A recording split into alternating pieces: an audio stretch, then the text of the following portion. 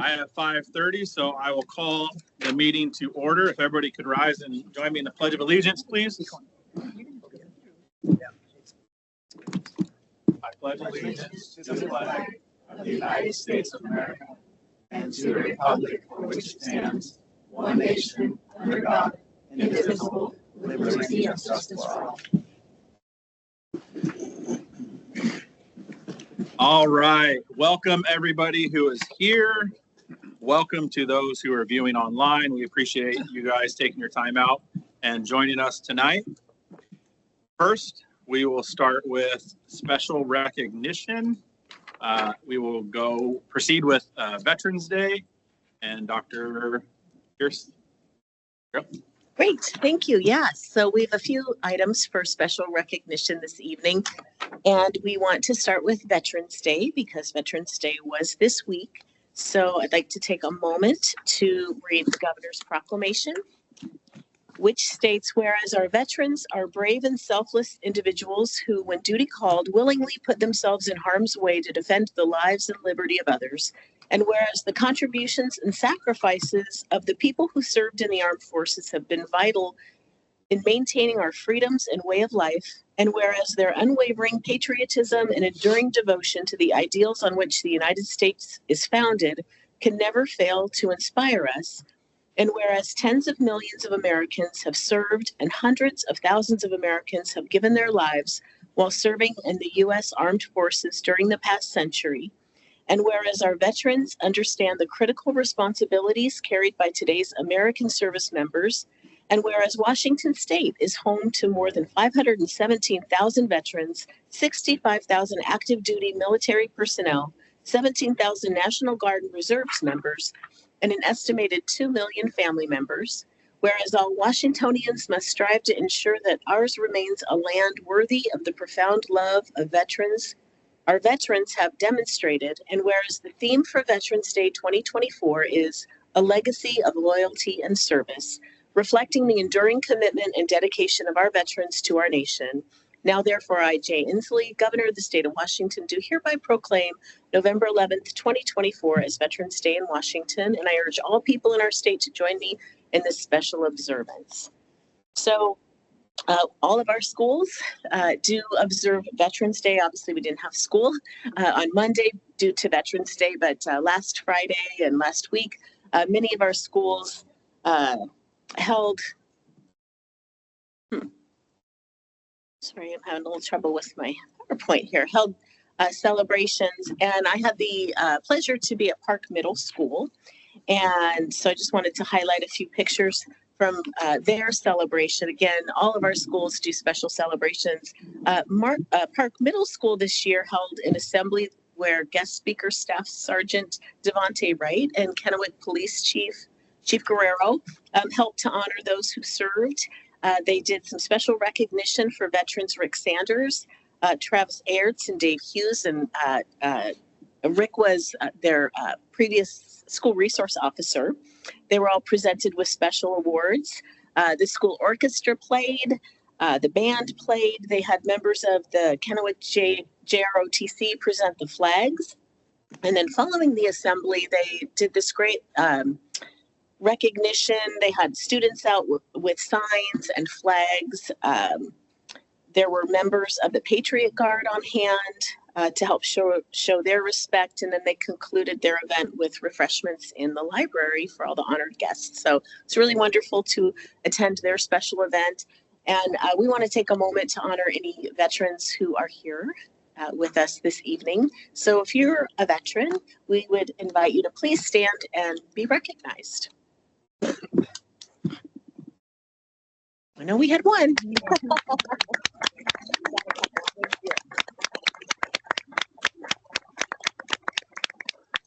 Thank you for your service.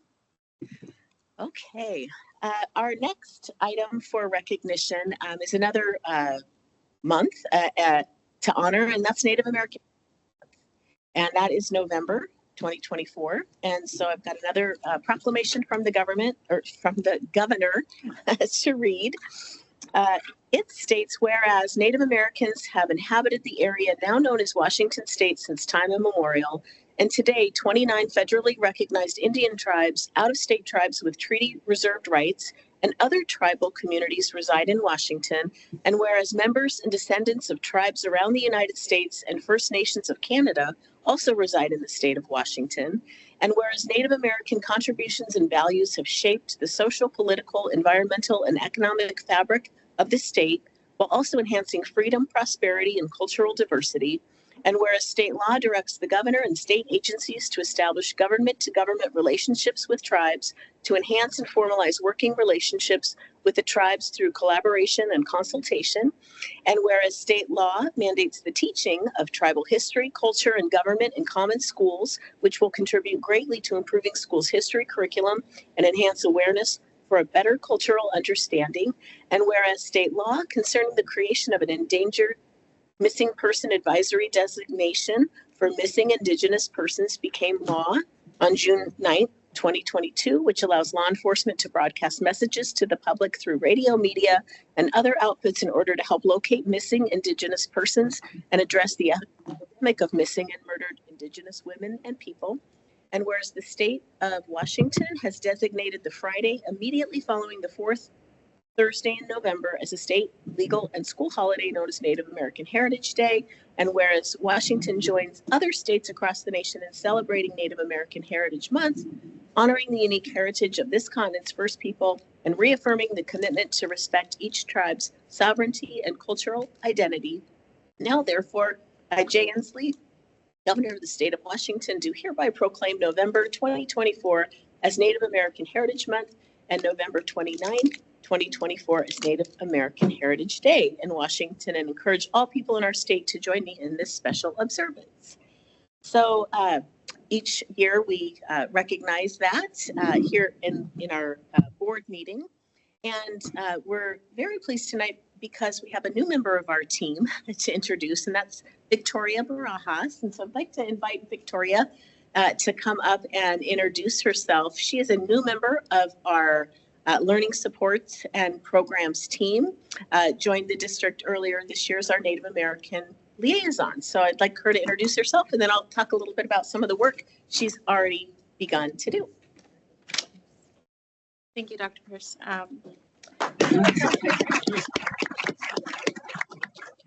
Thank you. As she mentioned, my name is Victoria Barajas. I am a member of the First Nations community. My tribe is located in British Columbia in Canada. A little bit about my background. I graduated from Heritage University with my bachelor's degree in social work. Currently doing my master's program in social work, and very passionate about my role here with Kennewick School District, advancing indigenization in the community, and just equal representation in the community. So I love art, reading, nature, anything that has to do with my culture. I love sharing any information with any of you, and I look forward to my journey here with the district. Thank you.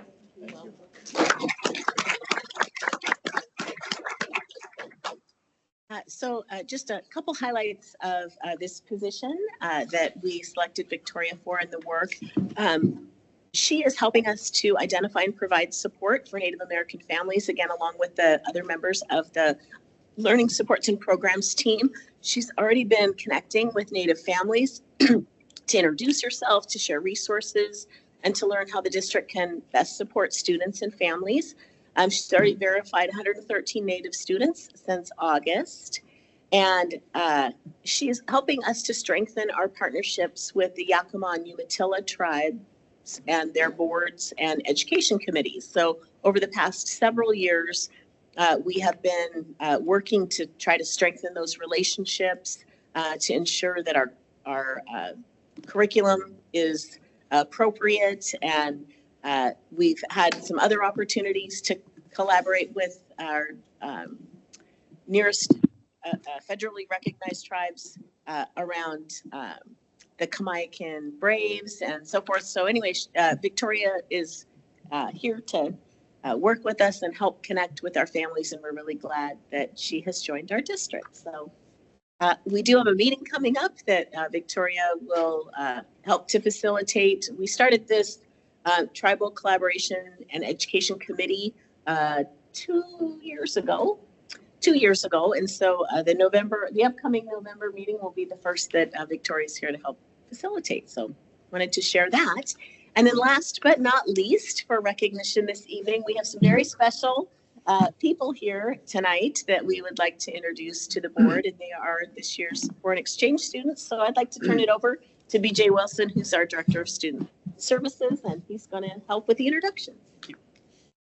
Well, really excited. We have 4 students who all attend Kamaikan High School. And rather than me trying to pronounce their names, we're going to have them come up. They'll introduce themselves and then tell us where they're from and maybe something that they enjoy about being here in Kennewick. So why don't we start with Johan? Why don't you come up first?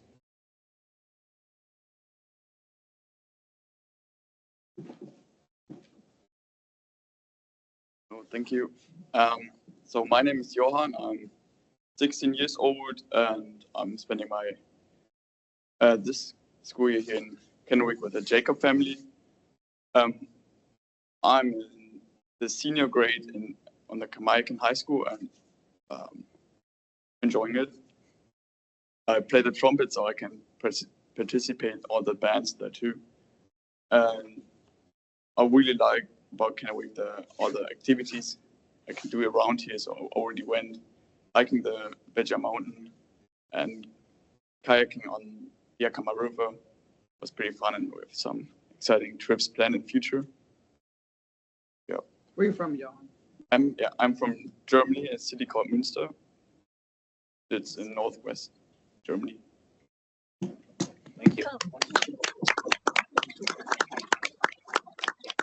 So next I'd like to introduce Amanda.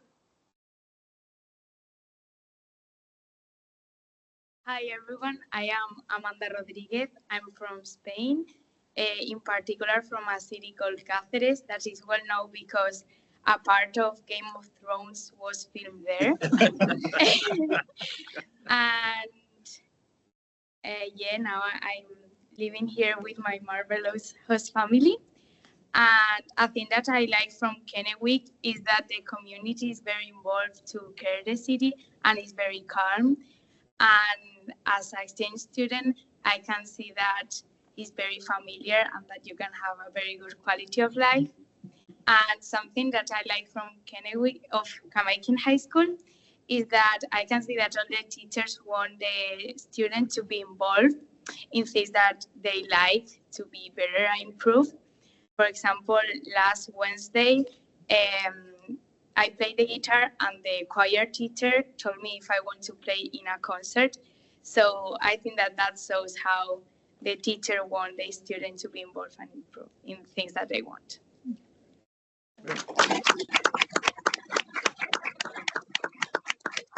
And finally, Carlota. Hello, I'm Carlota. I'm from Asturias, a little region in the north of Spain that is famous for her mountains and beaches and also their food. And now I'm living here in Kennewick with the Miller family, a wonderful family. And I love this city because I love the people, it's so nice. And also the weather is so good and the city is so clean. And also I love my high school, Kamaikan High School. And I have a lot of things to do, like a lot of sports and clubs. And the teachers are so nice and so helpful.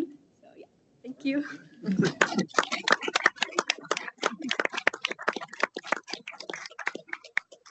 So I know that Ms. Chastain would like to get some pictures of our students, but before we go, could we have Mr. and Mrs. Jacobs, Mr. and Mrs. Miller, and Mr. and Mrs. Glass please stand so we can thank them for hosting our students?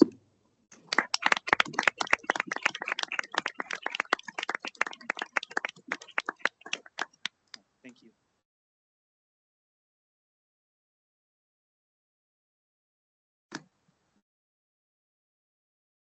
All right, thank you everyone for that.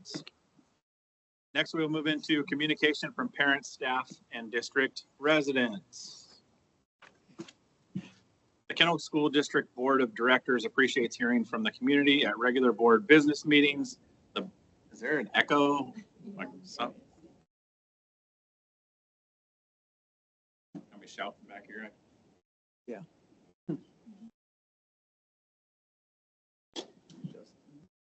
So the Kennewick School District Board.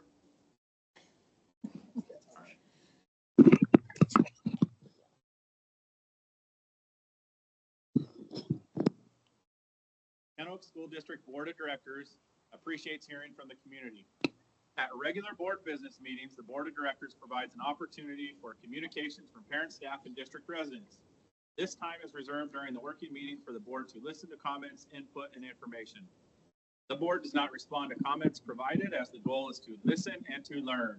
Please know the board's silence is neutral. It's neither a signal of agreement nor disagreement with the speaker's remarks. As appropriate, the board will ask the superintendent and her staff to look at any issues raised.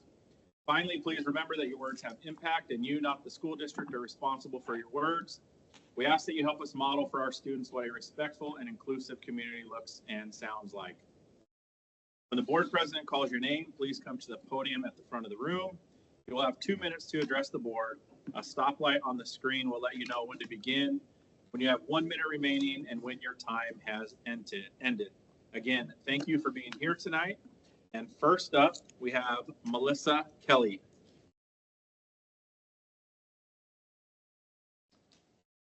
Can we join our 2+2?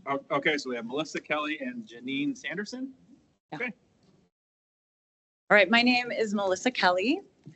I am the parent of 2 members of the Kamiakin swim team and many other children that may be swim teamers of the future. First of all, I wanted to give my thanks that the Kennewick School District has provided swim and dive for the school district. That's not offered in many places. It's hard to provide. It takes a lot of, it takes facilities and things that often school districts don't have. So it's such a benefit, been a huge benefit to my daughters. And I was hoping they'd stay there. We had the exchange student Amanda on the swim team, and her host family sister is on the swim team too. So that was pretty fun to see her and have her be a part of that as well.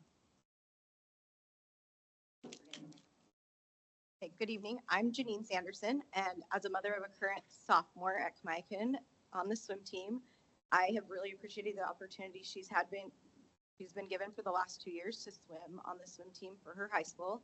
And I also hope that some of my younger children will have that opportunity as well. We understand that the board is currently talking about where to allocate some bond money, and we would appreciate a consideration to be given towards building an indoor pool facility. The Tri-Cities greatly lacks indoor pool facilities. There are no indoor competition qualified pools in all of the Tri-Cities. The district swim meet was held in Walla Walla. The district dive meet was held in Moses Lake. Our Kamiakin team has been bouncing around these past 2 weeks practicing for the state swim competition at the Pacific Clinic and CRBC in Richland at various times during the evening. The whole team practiced outside at the Kennewick Surrey Pool up until district competition on November 1st and 2nd. During the 2023 swim season, there were multiple problems with all of the local pools, and for weeks we were switching around practices between many different pools around the area, and most of the swim meets were in Walla Walla on Saturdays, so the buses would be available to take the team. The Memorial Pool in Pasco is installing a bubble that will extend its pool usage through fall and winter, it's expected to be finished this next spring. Of note, this pool does not have starting blocks, so it will not be available to be used currently for competitions. Kennewick's only indoor pool option for practice is the Pacific Clinic for swim practices, and there are a few options in Richland, but none are able to be used for competitions. So we've been gathering some information. Walla Walla has a population of 34,000 people and one of the best and only indoor facilities anywhere near to us. And it's utilized by local school districts for competition meets. The Tri-Cities has a population of over 300,000, and we do not have an indoor competition pool of any sort. The closest indoor pool option for dive meets, Walla Walla does not have diving boards. The only pool option for dive meets is the Moses Lake High School pool. And so districts was held there, and a lot of other meets were held there once we could not compete outdoors anymore. There are multiple club swim teams in the region, and they're constantly trying to find places to practice. One being Atomic Swim is currently looking for a place, which would be, these would be other options that would help an indoor facility be viable through the year. We've heard there's a rumor that the Southridge campus has allotted space for a pool that has not yet been built. We don't know all the details of that. I have some emails from some coaches. We couldn't bring any coaches tonight because they're headed to State Swim today and tomorrow, and State Swim and Dive. This email is from Coach Trine Tippett from Kennewick High School. Dear Melissa, I cannot express enough how excited I am to hear you're going to bring up this topic. Our programs, our school district, our community are in desperate need of an indoor swimming pool. If the district was to take on this project, here are a few benefits uses to consider. Number one, we have 3 high schools with girls swimming and diving that need access to an indoor functioning pool. Sarriere was broken down all last year. The city pool has been struggling for the last 5 years and closed both last year and this year due to needed repairs. Number 2, boys swim and dive is a winter sport, and it would be great to add it to all 3 high schools. Currently, we do not have it and no facilities to have it. Number 3, middle schools and high schools could use the pool periodically for PE courses. Teaching our community members to swim and water safety is a must. We live on the Columbia River. Number 4, the pool could be used in June and July for both girls and boys summer training programs. Number 5, swim lessons could be taught year-round as a way to offset operating costs and to benefit the community. We live on one of the largest bodies of water in the world, and we do not have community or district-run swim lessons year-round. Many of our community's poorest families swim in the river in the summer without knowing how to swim. This is a huge disservice to our student population. So that's from Coach Trine. I actually don't know if that's how you say her name because she's not my coach because I'm at Kamiakin. So if I said it wrong, I apologize. All right, your guys' Our 4 minutes is up. Time is up. Okay. Can you, if you have those letters, will you please send them to us, the ones from the coaches? Yeah. And if you can leave your information with someone, I'd like to connect with you guys. So my wife coached Kamiakin for 10 years swim. So I come from a swim. We have it as a Google Docs. We can send it. We have contact information for You have it? Who- Perfect. who would be best to send it to. You, yeah, they'll give you our info. And some of the coaches told us they're not able to get back to us for a few days till they get through State Swim. So I could wait and then get that all on to you. Yeah, perfect. So, all right. Thank Sounds you great. for your time. Thank you guys so much. All right. That ends communication from parent, staff, and district residents. Moving along to the consent items. I will take a motion to approve the consent items. I will motion to approve the consent items. Provided. Great. We have a motion. Patty, if you will call for the roll call vote, please. Yes. Yes. Yes. Yes. Yes. Thank you. Next up, we have we'll go into communication follow-up. Dr. Pierce, do you have anything to follow up with?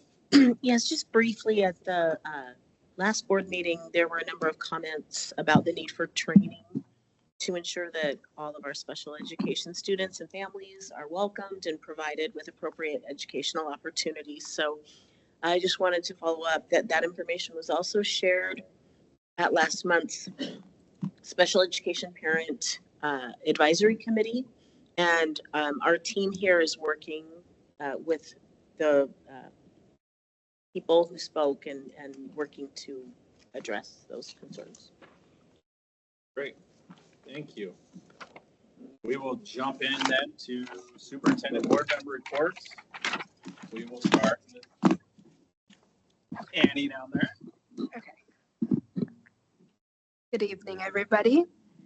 Today's starting point of our meeting was a presentation from Miss Amy Francis about artificial intelligence. More specifically, they were asking us questions if we agree with it, how we use it on our day-to-day lives, the security of it, the safety, ethics, and digital citizenship that goes along with it.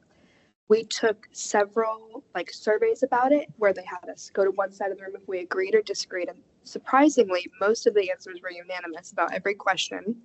Students feel AI is a great tool for personalized tutoring throughout school, but we also recognize the potential risks of using AI in our school lives. So overall, that was just the basis of the meeting. Thank you very much. Dr. Pierce? Okay, I have just a few items.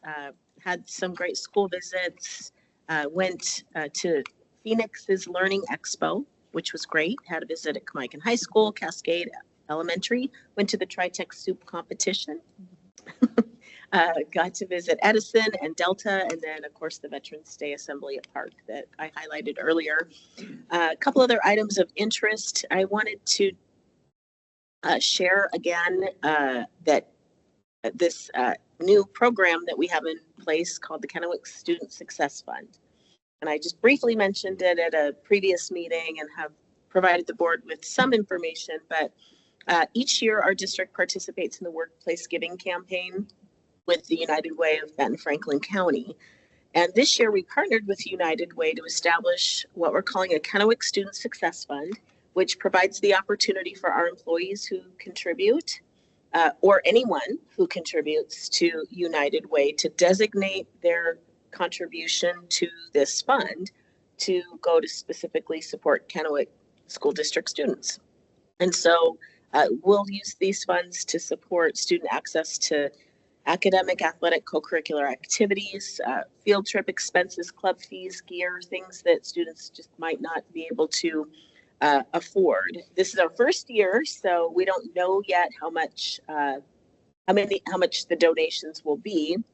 But once we receive that information at the conclusion of the campaign, we'll get that information from United Way, and then we'll be sharing out the process for people to apply for these funds. But you're probably familiar with, and you've heard us talk about Invest Ed as funds that we get. It's a foundation that provides funding to schools, and we designate funds to our middle and high schools. And so those funds can be used to just fulfill any kind of need that a student has. No strings attached. We don't have something like that right now that benefits elementary schools at all, and maybe supplements that funding that we get through Invest Ed. So that's really what our vision is for this. And it might start kind of small the first year, but if we can keep this going and get the word out, we're hopeful that this can grow over the years and really be a benefit to our schools and our students and community. So we're excited about that. Wanted to just share publicly again, and we'll get this information on the website, but as the board knows, we've been in contact with Bill Jordan from the search firm and nailing down the timeline for the superintendent search process. So I'm just handing out an updated timeline, and we'll get this posted on our website and so forth, but just some important dates coming up. The position has been posted, as we know, and the application deadline is January 10th. There'll be a mid-search report and a study session where the board can work on preparing for the interview phase. That's December 11th, where that study session will occur. And then the search firm will provide a screening report to the board, and on January 15th, will be time for the board to meet an executive session to screen applications and determine which candidates you want to bring in to interview. The preliminary interviews are set for January 28th, 29th. Those happen in an open public board meeting. And so depending on how many candidates you select, that's how many candidates come and interview those 2 evenings.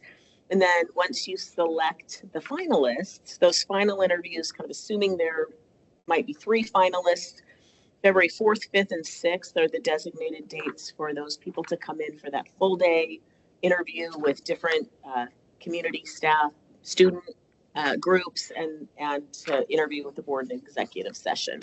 So everything goes to plan and that timeline works, then it would be around February 7th that the board would be able to announce the selection, and of course the person will start after I leave, and after I retire, and that's July 1st, 2025. So we'll get that information out so community knows and can save those dates for those meetings and processes that they'll be a part of. What else? A couple other things. So if I can take just a little moment of kind of personal privilege. This is Vic's last board meeting. And so I wanted to take a couple minutes to talk about Vic. And we all know that Vic is retiring at the end of this month. And So I just want to recognize Vic and thank him for his service to our school district. Vic was hired as the manager of business operations in 2006. And so at that time, we had approximately 15,000 students enrolled in KSD. So Vic has been tracking enrollment here for the past 18 years. And I think he's pleased that we have a 3,000 student increase in enrollment, right, Vic? Our enrollment has not only increased during that time, but Vic's scope of responsibilities has increased significantly over the years. And he has served at the assistant superintendent cabinet level as our chief financial officer for many, many years. And when I joined the district in 2019 as superintendent, I can tell you that I was very relieved that we have such an excellent CFO, because having an excellent CFO is just absolutely critical to the success of a school district. And so I want to highlight a couple of things that make Vic so special and why we're going to miss him so much. First and foremost, and you don't necessarily think this first thing when you think about a CFO, but Vic cares about students. And he cares deeply about staff. He understands not only the financial intricacies and inner workings of school finance, but he has a really firm grasp on the academic and programmatic aspects of the district as well. And he knows that those financial decisions are more than just numbers on a spreadsheet. It's people, it's programs, it's kids, it's community.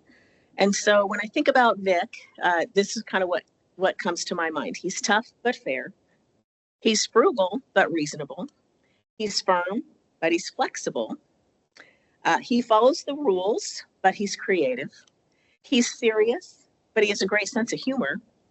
And he's able to take both the short and the long view of things. And I believe that Vic really shows his care for people by caring for the long-term financial health and well-being of the organization. He recognizes that we have a responsibility as an organization to the taxpayers, to the community, to our staff, to our students. And he approaches this responsibility as CFO by spending every dollar as if it's coming from his own bank account. That's how much he cares. And not every organization, not every school district is blessed to have a CFO like Vic. And so when he joined the district in 2006, I wasn't here at the time, but the finances were not in very good shape. And multiple people know that and have shared that story. And under Vic's leadership, he really turned things around. And today, our district, even given all of the difficulties across the state and challenges with school funding and state funding, our school district continues to be on a sound financial path. And so, Vic, you're really leaving a legacy of outstanding financial stewardship. And we just all want you to know that doesn't go unnoticed or unappreciated. And sometimes it might not feel like the most appreciated job in the world, but it really is. And I feel really fortunate that I got to work with you over these past 5+ years. So thank you for your service to our school district and your dedication to the community and to our staff and to our students. So we're going to miss you, Vic. Thank you.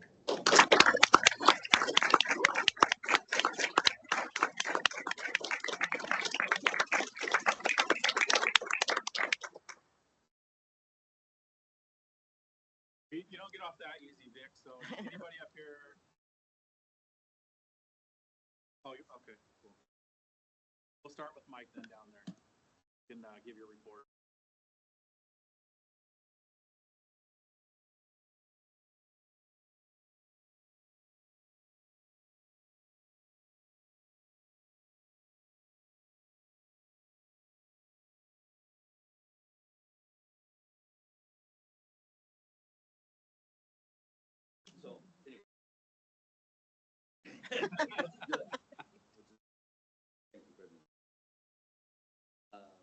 Quickly.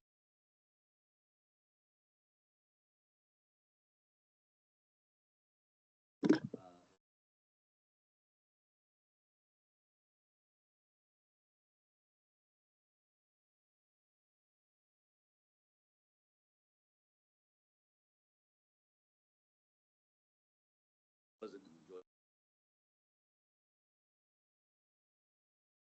And from everything I saw, it looked like they were telling me the truth.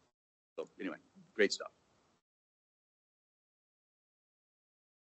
Yeah, again, I've been on the board probably for a year now. Probably one of the most overwhelming things is trying to understand the budget. And Vic, seriously, thank you for your knowledge, for your time you've dedicated to helping me, and I'm sure all the board members understand that. But more importantly, for the work you've done in putting the district on a firm financial setting, despite all of the hardships you, as was mentioned, you look around the state, you look even around more locally, some of the other districts are in more difficult financial situations. And I think you've done a great job of leading us through some of these challenges in a way that has been enormously successful. So thank you very much. Thank you for your time and your effort and all you've done. I've had a chance, I was able to visit Chinook Middle School, great visit there. I've also been to a number of different sporting events, been to a robotic event, DECA.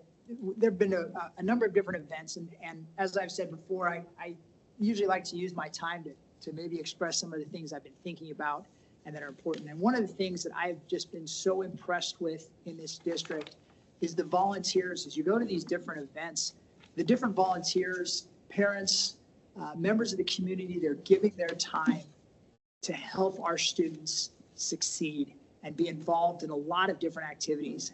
And we'll talk tonight during one of the presentations, we'll talk more about some just amazing volunteers. But so first of all, I'd like to tell the members of the community, thank you so much. Thank you for what you do. Thank you for your time, your energy, caring about these students, caring about these events, and dedicating so much to the district. It is appreciated. It makes a huge difference. And it really, a lot of these events wouldn't work without you. And so thank you.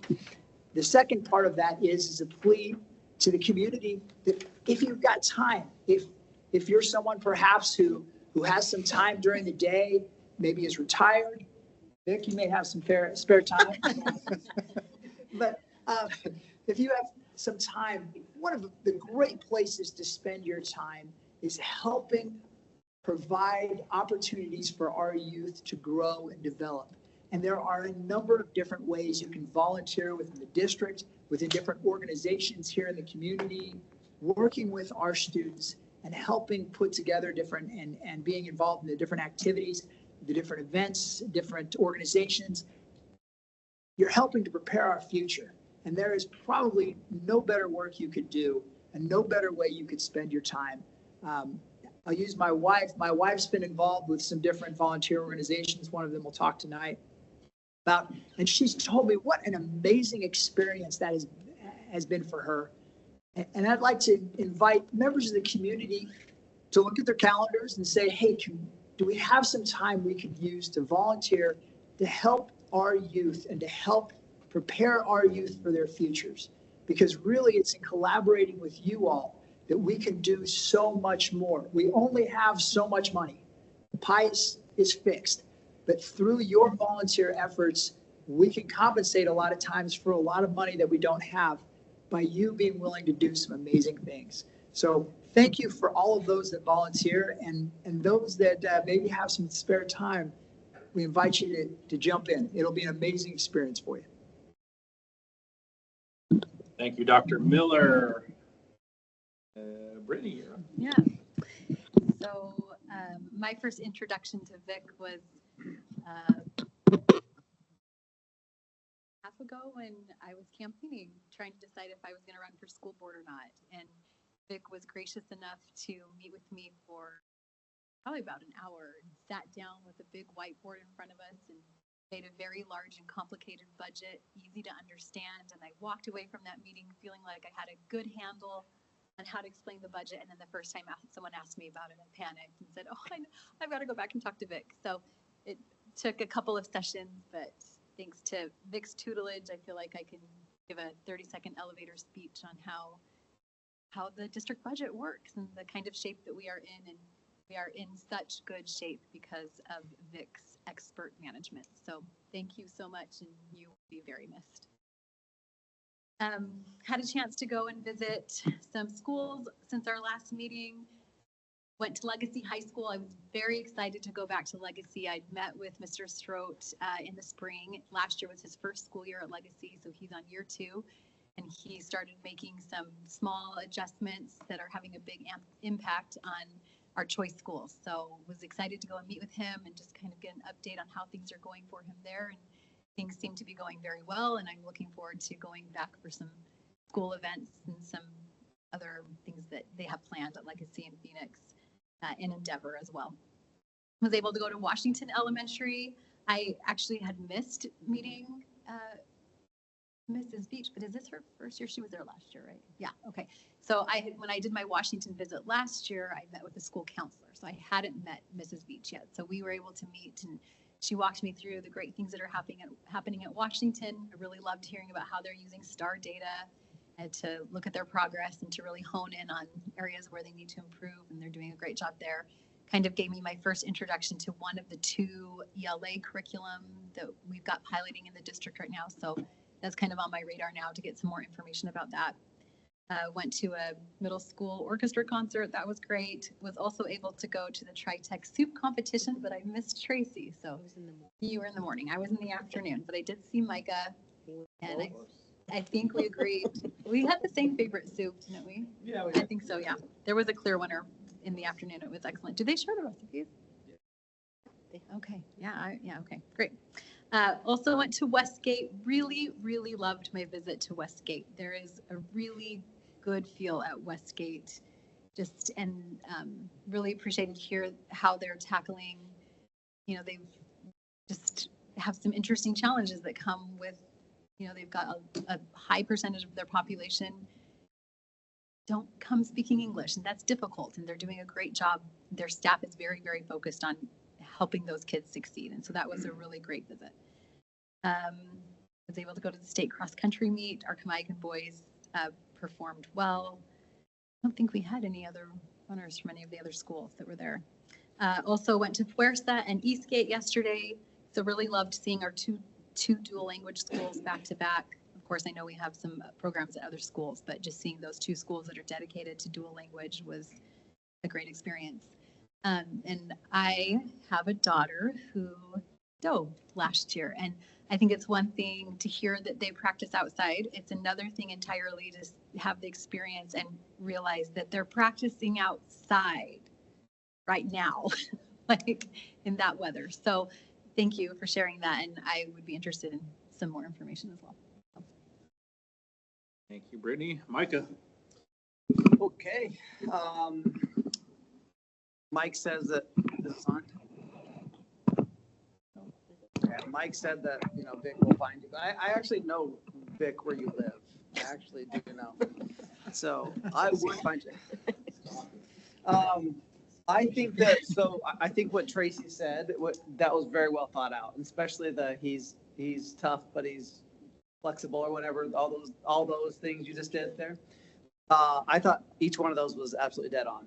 And I think that was really well thought out. That shows Tracy's character, but also shows, but those things are really true with Vic. He really is all those things. One of the things that I remember when I first came in and I was doing visits, I don't want to say where, but I was visiting not schools, but some auxiliary programs. And a thing that I heard 3 or 4 times is the people in those programs mentioned that Vic has been down here. Vic has seen this. Vic has seen this closet. Vic has walked through these facilities, and that was something that impressed me. And that's something I actually recommended to Dr. Brillhart as well.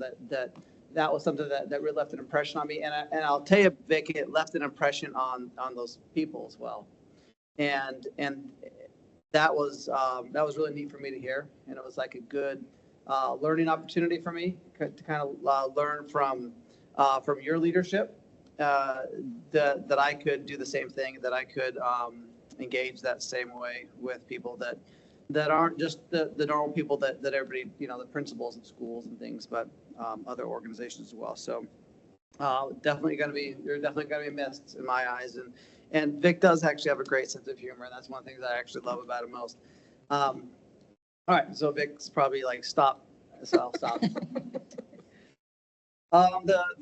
The Tri-State Soup competition, I actually fun, weird things. I did like a 72-hour fast, and I was waiting to start my fast after I had the soup breakfast.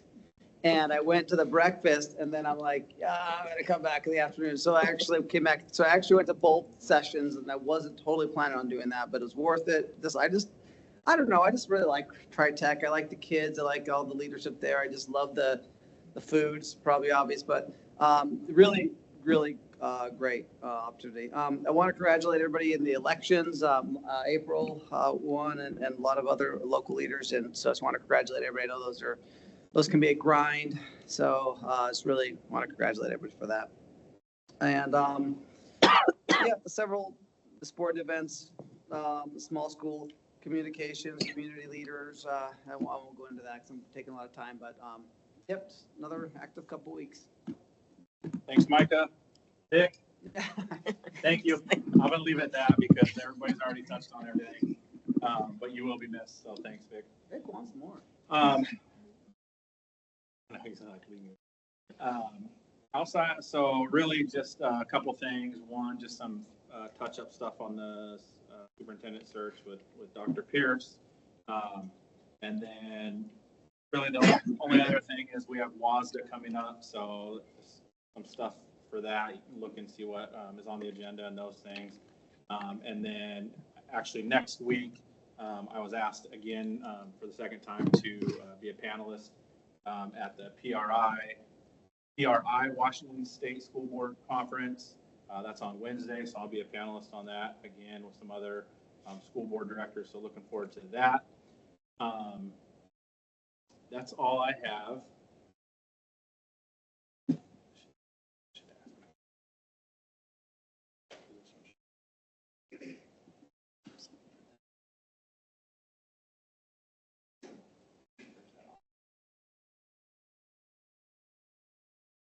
That's all I have. We'll move. No, moving on. Just kidding. All right. Next, we'll start reports and discussions. And first up is the Children's Reading Foundation of the Mid-Columbia, Leanne. And Aaron. Okay. Well, all right. I just have the one name on here, but I want to make sure. All right. You ladies are up. Okay, well, I was actually going to introduce them, but that's okay. I didn't see it on my name wasn't on the agenda. It was. So we'll start with mascot. So yeah, so we wanted to come tonight and highlight a community partner. We do annually. This is part of the reporting cycle. I'm really focusing on how our community members are important collaborators. And so again, this year we're glad to have the Children's Reading Foundation of Mid-Columbia with us to share all of their work. So again, part of our strategic plan goals is around important collaborators. We have to continue to strengthen those. And again, want to highlight the work of the Children's Reading Foundation. So I invite Leanne and Aaron to come on it. I realize that would be odd, just having you guys come up and jump on the computer. So I apologize. Erin's got an impact report she'll pass down. Thanks for having us again. We love coming every year, and we'll get started. My name's Leanne Lors Purcell. I'm the Executive Director of the Children's Reading Foundation of the Mid-Columbia. Aaron Lee is our Educational Program Director, and so those two programs that we're talking about tonight are Team Read and Ready, so we're going to tag team a bit. You may know our mission is threefold. We encourage and educate families about their important role in raising a reader, really highlighting that birth to 5 age range where we are trying to remind families that reading starts at home, education starts at home, those 5 years before they ever even step foot inside the kindergarten room. We support schools in ensuring that children are reading on grade level by 3rd grade, and that's really the piece of the mission that we're focusing on here with Team Read tonight. And then we facilitate community involvement, helping young readers be successful, and we'll highlight that very briefly at the end. But like we said, since 1996, you all have been a faithful partner with us in helping us administer these two programs, Ready for Kindergarten, which is a kindergarten readiness program, and then Team Read, which is our one-on-one volunteer program. I'm up now. So I run both programs, Ready for Kindergarten and Team Read. So we spoke about this last year a little bit, so I'm just going to briefly tell you what we do for Ready for Kindergarten. So for Ready, we have done e-learning modules and workshops for our parents, and they take the workshop and then they get a Ready kit full of tools that correlate with the activities in the workshop. Parents attend or do the e-learning workshops 3 times a year, and they get 3 separate kits that have tools, materials, and books in it. And what we really try to do is, since COVID, we've turned it into an e-learning module. It's very, very interactive for parents. And so our kind of shift, we were doing in person. And what I will tell you is we have more parents doing the e-learning and more parents getting involved in Ready for Kindergarten. It's very easy to use on their phone, tablet. I keep it open for 2 months so parents have ample time to complete a workshop. And then the other piece to it is we do extensive outreach. So that's a little bit different than when we were doing in person. We are on the phone, we are emailing. I don't like to call it heckle our parents, but we chase them down. If they've signed up for Ready, we want them to be with us, we want them to continue, and we want to keep them through all 3 in the year. We start at 0-1 and we go all the way up to 4-5. We also work with a lot of community partnerships, and I'll get to that a little bit later too, as I talk about more about Ready. So our goal, our contract with you all, and our goal is to have 2,500 parent participants. That means 2,500 workshops done. And so I'm proud of the fact that we did 2,501. I got that one more parent. So we exceeded our goal. We do both English and Spanish. We have a partnership with B5 where we work with refugee and migrant families, and we do a modified ELL in-person workshop with them. And I have instructors that do that as well. So as you can see, in READ, these are the community partnerships that we work extensively with. Today I was at TriTech and I was teaching to your preschool education students about how to use the Ready tools as they're working in the preschool. So there's a lot of partnerships that we do that kind of work with Ready for Kindergarten. So we try to get ourselves out and cover the community to make sure parents are aware of us and what you all are offering. If a parent, when you go from 0-1, if we catch them at baby, right, and they go to 4-5, they have access to 15 workshops. And just 1 year, if you think about the cost of one kit, and think about how you're supporting families and getting them ready for kindergarten. So it's a big deal, and parents are very thankful for it.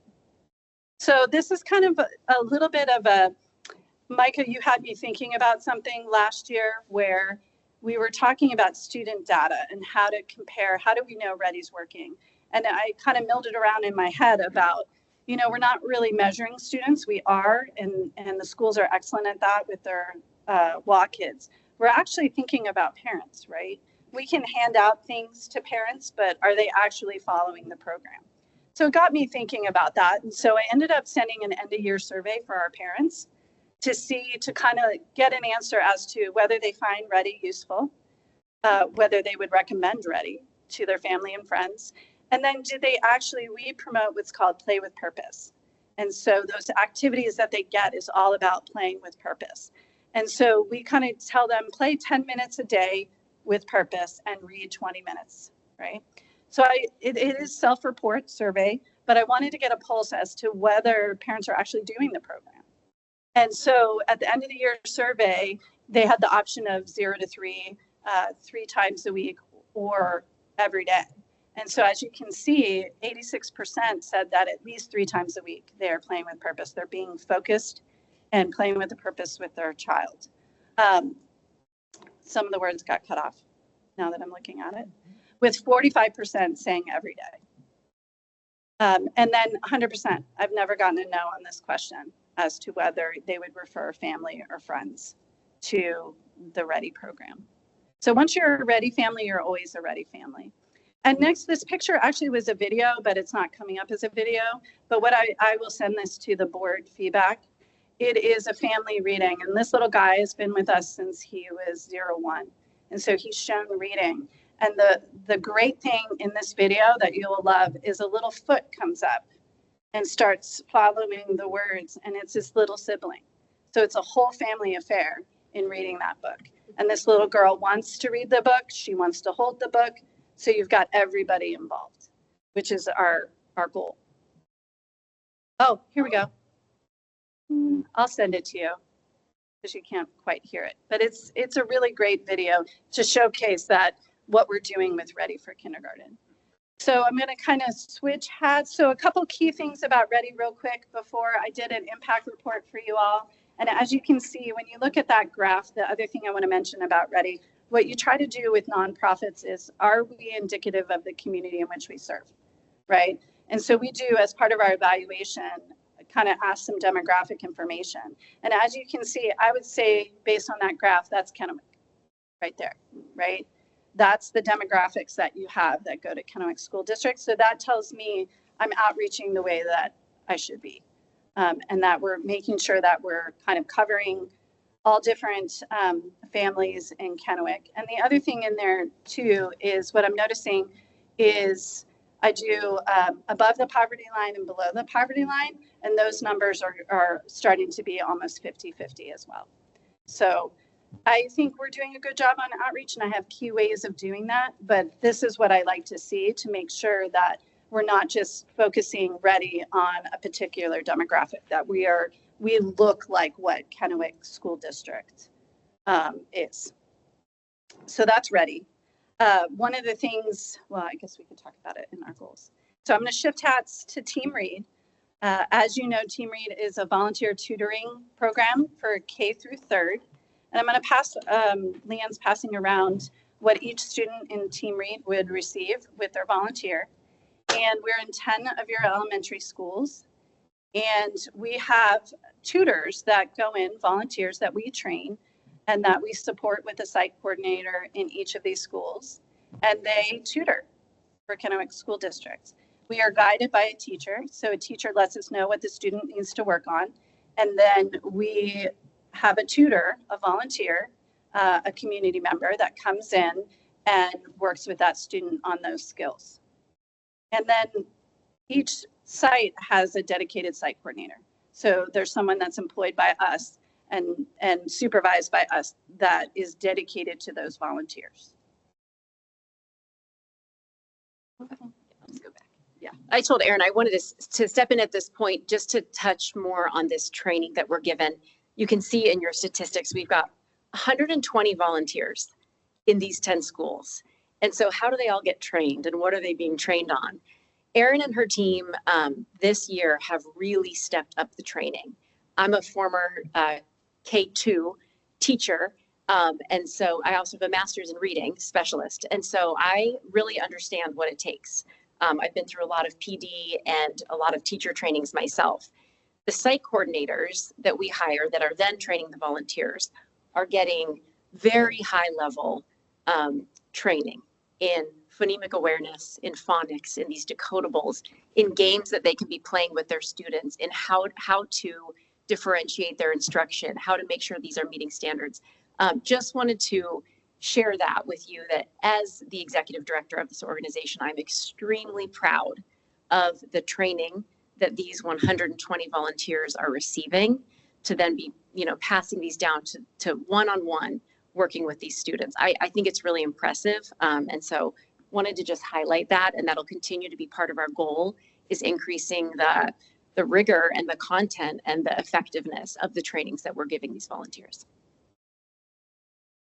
So as she mentioned, we have 120 volunteers, and this year already, understand this is 23-24, I've already got 135 that are in the schools. I work a lot with Robin as to key times to get the word out throughout the year. And she's in communication with me about what schools we're really in need of. And so she'll do a push on Parent Square or at the schools. And it really is effective. When she does that, I'll get interest right away. In fact, what you just mentioned at the board meeting, I know tomorrow my inbox is going to be filled with people. So I thank you.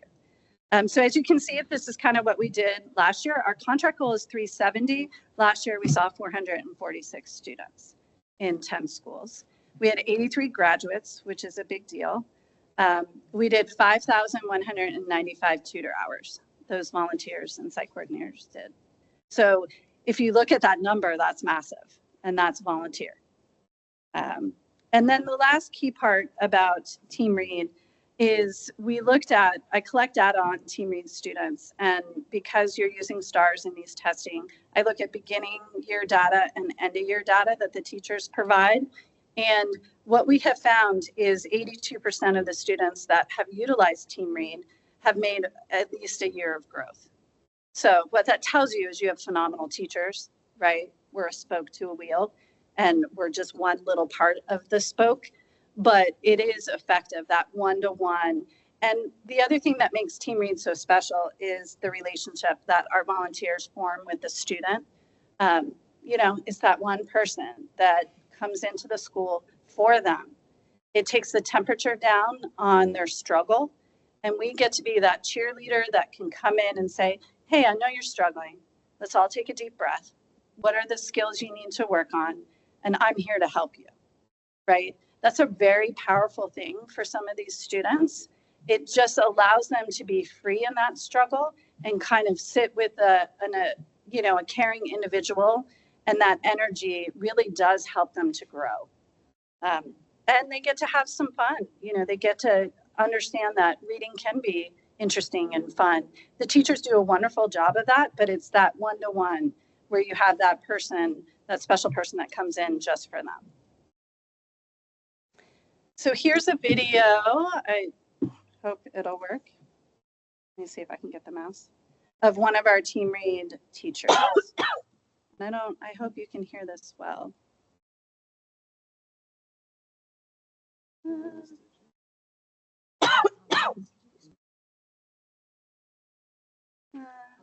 Okay, I will send this to you later, because again, it's a wonderful video about the impact. Tracy, how do I get back? I did watch that video today, and made sure somebody. Oh, good. There we go. Okay, so then we wanted to talk about program goals. You want me to do ready? Okay, so again, we have a contract with you all to do 2,500 parent participants. I've already had a really huge fall, so I am sure we're going to hit that. We definitely have dedication to community outreach. Our Ready assistant is Spanish speaking, and so we really want to increase that piece too. And the biggest thing for that is retaining them through the season, through the 3 seasons for that year, and keeping them coming back. We will continue to build partnerships. The one exciting thing that we're doing this year that I decided to add, because we are e-learning, I really want to get that in-person family-to-family communication among parents.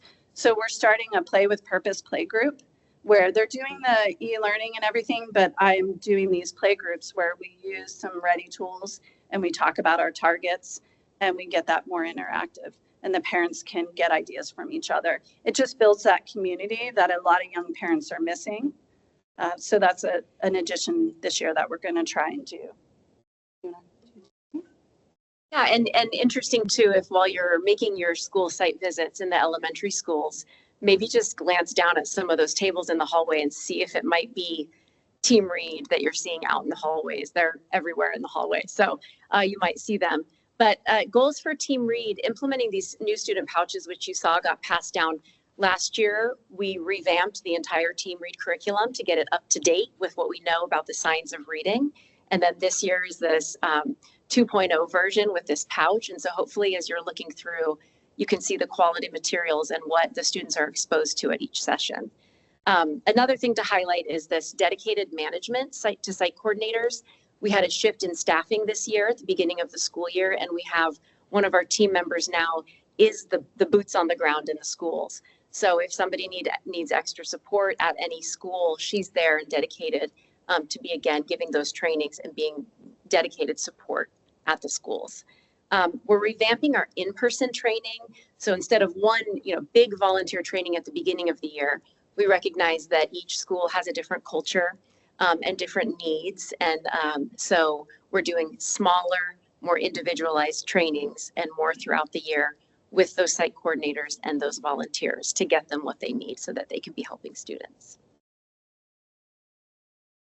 Just a little bonus, aside from Team Read and Ready, we are heavily involved in Benton and Franklin counties, but specifically to Kennewick, we pulled the numbers. So over 6,050 books to Kennewick residents over this last school year, which is valued at over $21,000. These are some of the other programs that we have. If you're interested in knowing more about these, please contact me. I won't take up more time tonight, but I could talk about these programs for a long time as well. And so other partnerships you can see there. We're all over Kennewick, and we love coming to the schools, partnering with literacy nights, open houses, things like that. So that's another way that we have an impact on Kennewick school kiddos. Pictures that make us smile, and just wanted to point out, there's our wonderful outreach director, Margarita's down at the end, and she's her goal this year and last year is, as we're at these events, we're giving out books, but we're also connecting with families. We're offering them educational resources as they're taking books home, and she's speaking with them about the importance of reading 20 minutes a day. So hopefully you can see this impact, and we thank you for supporting us as always since 1996. We know that these programs work and we believe in them, and we're glad that you see that as well. So questions now or? Yeah, so I'll open up for questions real quick before we start. I just want to say one, thank you. I think everybody appreciates the information and the data that was provided in the statement and the PowerPoint. So we really do appreciate that. I will open it up for questions. Dr. Miller? Yeah, I've got a handful of questions. First of all, to echo that, thank you for what you guys are doing. I think it's exactly what I talked about, is collaborating together to really make a difference in helping these kids. With the Ready for Kindergarten, you had 2,500 workshops. How many unique parents? Do you guys have that number? Yeah, so I typically will do about 800 to 900 unique families. Okay. Because the other thing is, if you have a family where you have multiple littles, you're getting multiple kids. Yeah. And that was my second question is how many of those, and this is kind of a two-part question. One of them, how many of them have multiple children? And then also, how many have had kids that have graduate and are coming back with another child? A lot, actually. Okay. But we tend to get them in succession, right? Yeah. So we'll have a 5-year-old and a 0-1, right, for a period of time. And then we'll get, 13 years later, right? We'll get RAC involved in the Ready, right, in the Ready program. So we get that dichotomy, right? Most of the time, our young families, they tend not to have like a 12-year-old and a baby, right, and get involved. We tend to go boom, boom, boom, 2 years, 3 years difference. And then what roughly, do you know your retention rate? You said you want them to pursue. What's your retention rate across the year? And then also year on year. So how many people that are there, right, start 0-1 end up going all the way through the program? Anybody that starts 0-1 will tend to go through the whole thing. I would have to look at that, and I can do that. The only thing to keep in mind, Ready's a little bit tough to get your hand around, right? Because people can move between districts. Okay. So they'll drop off, maybe they move to Pasco or something, and then they come back to Kennewick. And then you kind of have to follow them from 0-1 all the way to 4-5. Yeah. And the way Kennewick works is you can enter it at any point. So I'll get ECAP, we go to ECAP, and we'll get 3, 4, and 4, 5s, right? They haven't been through the totality of the program. It's still great. You're still working on things. They're still getting tools, but it's that comparative that you're trying to look for. When you start at 0-1, all of our parents, or the majority of our parents, stay with us because they see the value. Once we always say, just take one, just take one workshop, and then we have them. And we do extensive outreach. Anybody that is in Ready knows my name. And we email, we easy text, and I send it out. I don't let them go, and we call them. Our community outreach director, Margarita, is also, she works primarily on the Spanish end, and she develops relationships. It's a little bit different. She has a phone, she's texting them routinely, she's making that connection. We've done home visits to get them going, that kind of thing. And then do we have any data specifically showing their readiness to go in kindergarten? That's a great question. And we, as a foundation that's under the national umbrella, Children's Reading Foundation National, on their website, they have studies and data and reports that show the efficiency of the program. Kind of nationally speaking? Yeah. Do we have anything locally though? Yeah, there's a report from Kennewick. It's We are- years We are, ago. but it's older now, but we are included in one of those studies. Yeah. Yeah, that's what I have for Ready. I have some for Team. You have some for Ready? Can I ask about Ready? Yeah. So Ready is a national program? Yes. It is. So And we're actually global yeah. now. We're in Mexico and Canada. Am I correct that that was a program that was started here? Started right here. Right? Yeah. That's Yeah. what I So you thought. guys should Yeah. clap for yourself. Yeah. Yeah. It started here. It started here and it's grown by a lot. And if I remember the history correctly, it was kind of initiative from that board at the time was really pushing for third graders, 90% So, of third graders. to Yeah. grade The level. 90% reading goal. And Right. it was also Congratulations. in a response to increased high school dropout rates Yeah. in the state of Washington. Okay, I love that.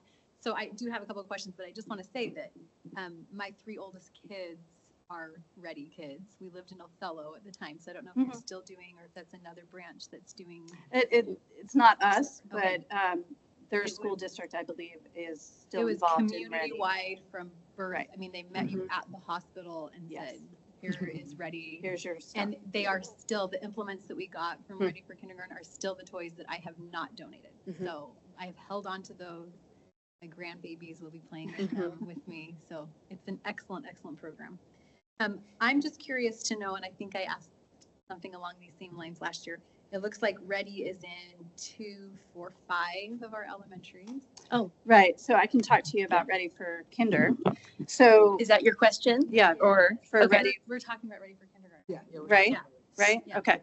So Ready in Kinder is a program that was devised with Rob Phillips, actually, and a couple principals got together, and they decided that a lot of the kindergartners were coming in with less than 4 or 5 skills. And so we decided to start to do some workshops and some outreach and some ways to connect with these parents so that they're able to do some things at home. So primarily in the Ready kits are manipulatives, right? Things that parents can use in their homes to work on some skills. So we do it in a variety of different ways at all of these schools, different. And I actually just added Washington this year to this list. And we work with what's the best vehicle to get that information to the parents. So that's the variety that you may see with them, but they get a 4 or 5 kit. They get the language and literacy and math and reasoning. And then some schools do all 3, 4 or 5. Okay. And then what happens is that kindergarten teacher, whoever my point is, modifies it based on essential standards that they're working on in kinder. So for instance, language and literacy target 12 to 16 letters, right? Well, that kinder teacher, as they're presenting the tool to the parent or at an event, they talk about what is those standards now for kindergarten. And here's the tools that you can use to hit that target. Those targets. Yeah, so I have to have an active kindergarten teacher that can work with me for the fidelity of the program, right? I don't want them just like handing out stuff without that back end piece of it where they're giving that education piece too. And what's really great is a lot of our kinder teachers, they now know what's at home, right? So now they can say, hey, for homework, have John take out those magnetic letters that you received in the fall and work on this. So it does help the teachers in knowing what's at home and what they can use. There's some definite tools in the 4 or 5 that are great to have at home, which is, bears and counting, dice, all the things that can really relate to even what they're working on in the kinder landscape. And I imagine you're capturing younger siblings. Or Right. trying to So every collect time them the that kit way. goes out for the kindergarten, they slide a Ready Yeah. flyer in. And then, oftentimes our kinder teachers are our biggest, they know the families and we'll follow up with them. Other question, we can, So- team read if you yeah. got them. I've got some team read questions as well. On team read, how do they select the students that are looking for assistance? Is that from the teacher? Is that from parents? It's from teachers. So the teachers. So the teachers look at, so again, Team Read, we don't work with students that are, because we utilize volunteers. We don't work with students that have IEPs, right? That's not federal minutes or whatever that we can use. We kind of look at our kids that are in the bubble range that maybe don't go to services, but aren't quite there yet in their reading ability. And that's a perfect Team Read kiddo, right? And so the teacher, they fill out a student profile in the packet. You can kind of see they fill out a student profile. They let us know, what are your concerns? What are the things that the volunteer could get started working on? I asked for a STAR score, whatever the testing. It used to be MAP, it used to be other things, because that's good for them to know what that range is that we're working on. And then the site coordinator helps that volunteer match activities and things to do for that student, but it's teacher driven. Principals do get involved. Reading specialists do get involved. Some schools, they'll work in conjunction with each other to identify the Team Read kiddos. But we really are a teacher support, right? We're guided by our teachers as to what kiddos to put in the program. And with that, could you walk me through the process of someone wants to volunteer? Mm-hmm. If they wanted to volunteer in this program, how would they go about it? And what's the process to them working as a volunteer? Sure. So they can come in two different ways. So we're on a lot of volunteer websites, so they can come in that way. But in terms of Kennewick School District, if you go on the volunteer application, you can see that Team Read's on it. So when they do their volunteer application, which goes to a background check, right? That's on the KSD website. Yes. And they get to choose. They can do ATP, they can do classroom, they can do a lot of things. Team Read is on that as well. And then once they fill that out, I have it with your lovely people. They filter it to me. And so I have our schools and it filters into my email. And then I put out a thing about Team Read, what's involved and what we need you to do.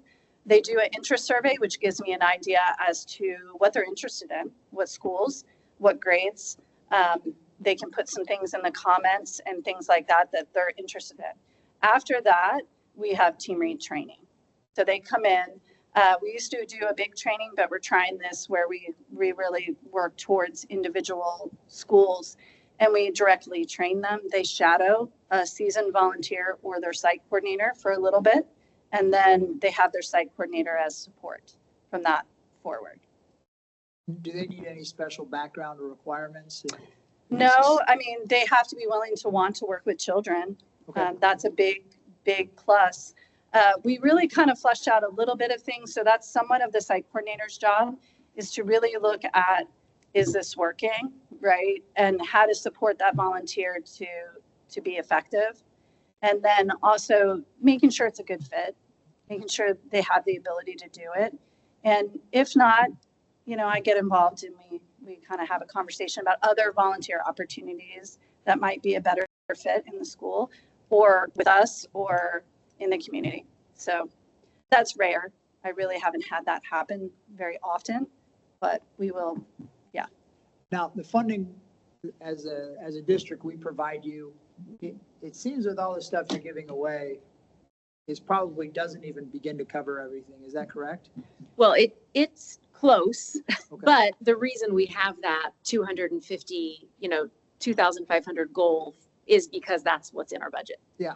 That's it. That caps it. And anything above that, we're going to go over and we'll make a way.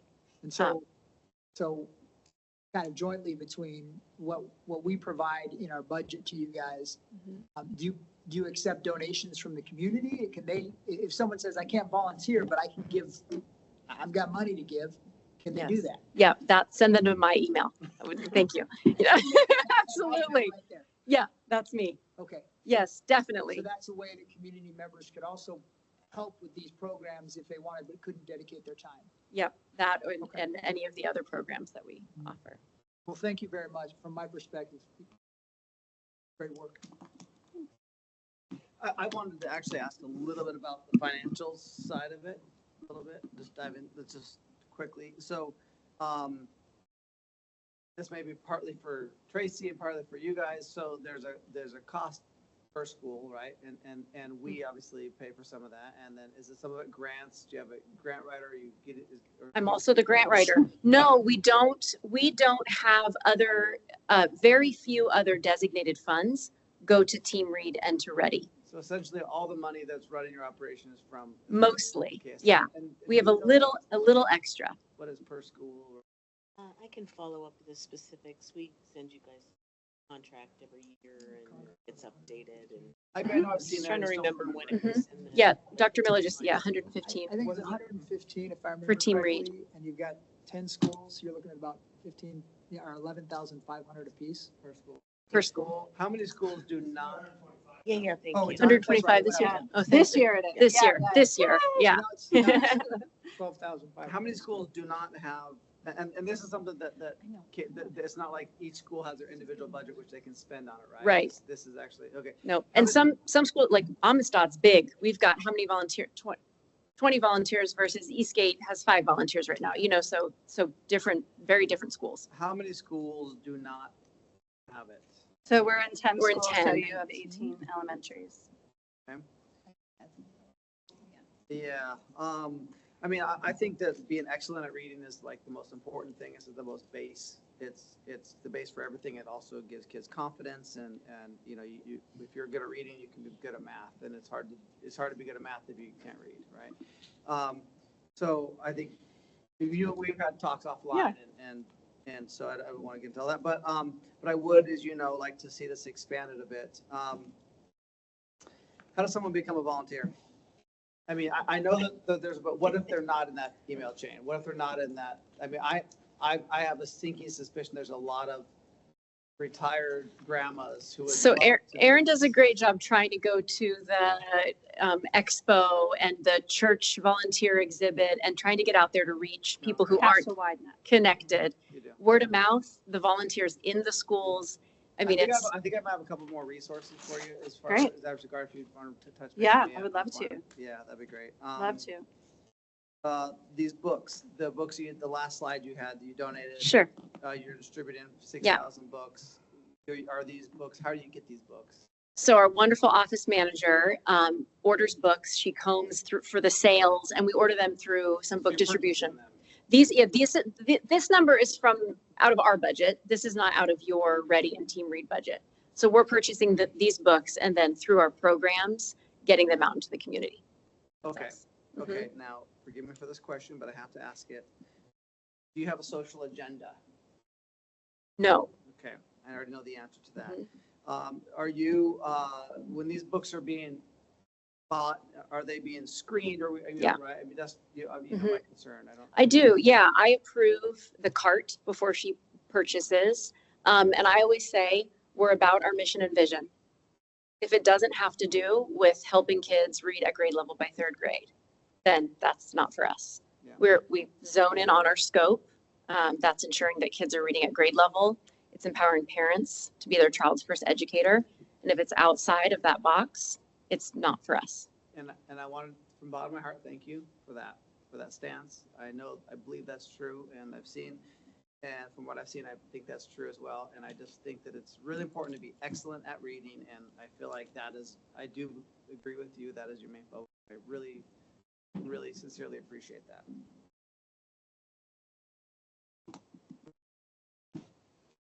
I was expecting more, Micah. I don't know why. I think So I have just, it's an easy question. It's your only limitation, just the amount of money that we're able to give you. We said, we're going to double your budget. Right. No. You could get into more. We schools, could hire more do it. We could do it because our team is amazing. But volunteer, it It's takes a volunteers. village. The volunteers, it takes a special relationship with the administration of the school. And it's a puzzle piece that what minutes can we be there? Do you have a walk to read time? When are your specials? What time is recess?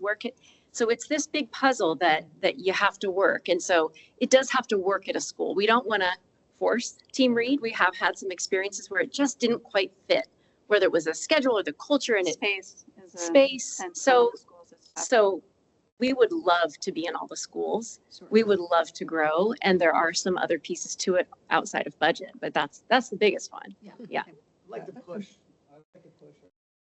Staff to try to make that happen. And that's one of the questions I had for Tracy.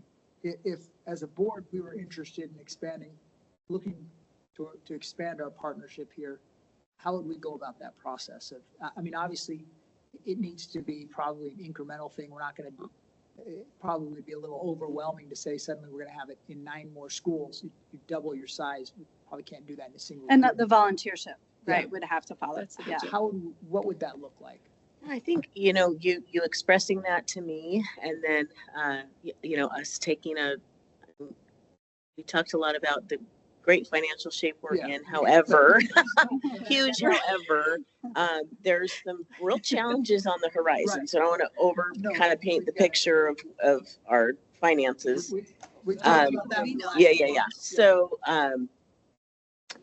but knowing that if that's a priority, I think it's something that we can talk about as the budget gets developed and even see what's reasonable or possible, or at least even what's, maybe a goal for the future. Yeah. Even if it's not anything that could happen immediately or in the, short term future. Particularly, we just saved $200,000 or $100,000 a year with another one of our partners.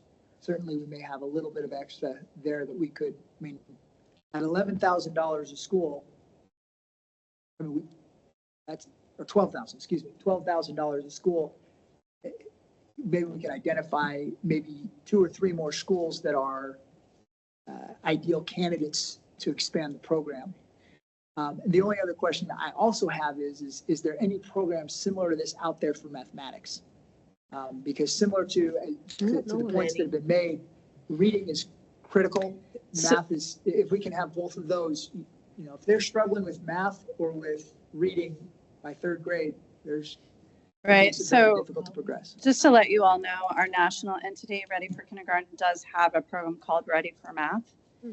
It's separate from the 3 workshop season, and it's more event-based. So, and I think it's 3, 4, 4, 5 range. They also do that for SEL too. They have an SEL kit, which is primarily just talking about preschoolers and executive function. Okay. How are they responsible in a class? Is there an equivalent to Team Read, like a Team Math, where there's one-on-one tutoring provided in early mathematics? Not on our end. Okay, just curious. Yeah. Do you want to develop one? No, I need to protect her. Don't give me the challenge. Can I just say one thing? I think, I'm not 100% sure, but I think one of your volunteer pictures there was Mr. Rob Phillips, who's former assistant superintendent, retired, who is now a Team Read volunteer. So And he I told happened me to to see give him a year. when I was at Vista. So. Yeah, to give him, I have a funny story about Rob. He told me to give him a year, and he contacted me in 6 months. So to do Team Read, yeah. And he's wonderful over at Vista. Yeah. He really is. What? I think it's my turn. I have a handful of questions. Just kidding. That's Oh, I'm kidding. no. I'm I just took a not deep breath. see everybody's face out there. I'm totally kidding. I absolutely love these programs. I think I tell you guys that every year. I would love to see if the rest of the board is on board. I would love to see us expand these somehow.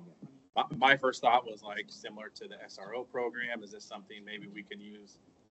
Fix it with the levy, like, hey, we can get all of schools taken care of through a similar way we did with the SRO, part of the levy strategy. That gives us a couple year and a half to kind of look at some kinks and some down the road stuff, right? Can you get the volunteer? So all this stuff is obviously discussion down the road, but that's kind of where I see it. But thank you guys so much. We truly appreciate what you guys are doing for our kids in the district, and thank you very much. Thank you. Thank you very much. Thank you. All right, moving right along. Mr. Matt Scott is here to share a school improvement plan monitoring process with Alyssa Miller as well. Thank you too. As I cue this up, I'm glad that Rob called them after 6 months. I'm trying to get him to give us some administrative help, and he won't take my calls. So it's good that they joined in with you.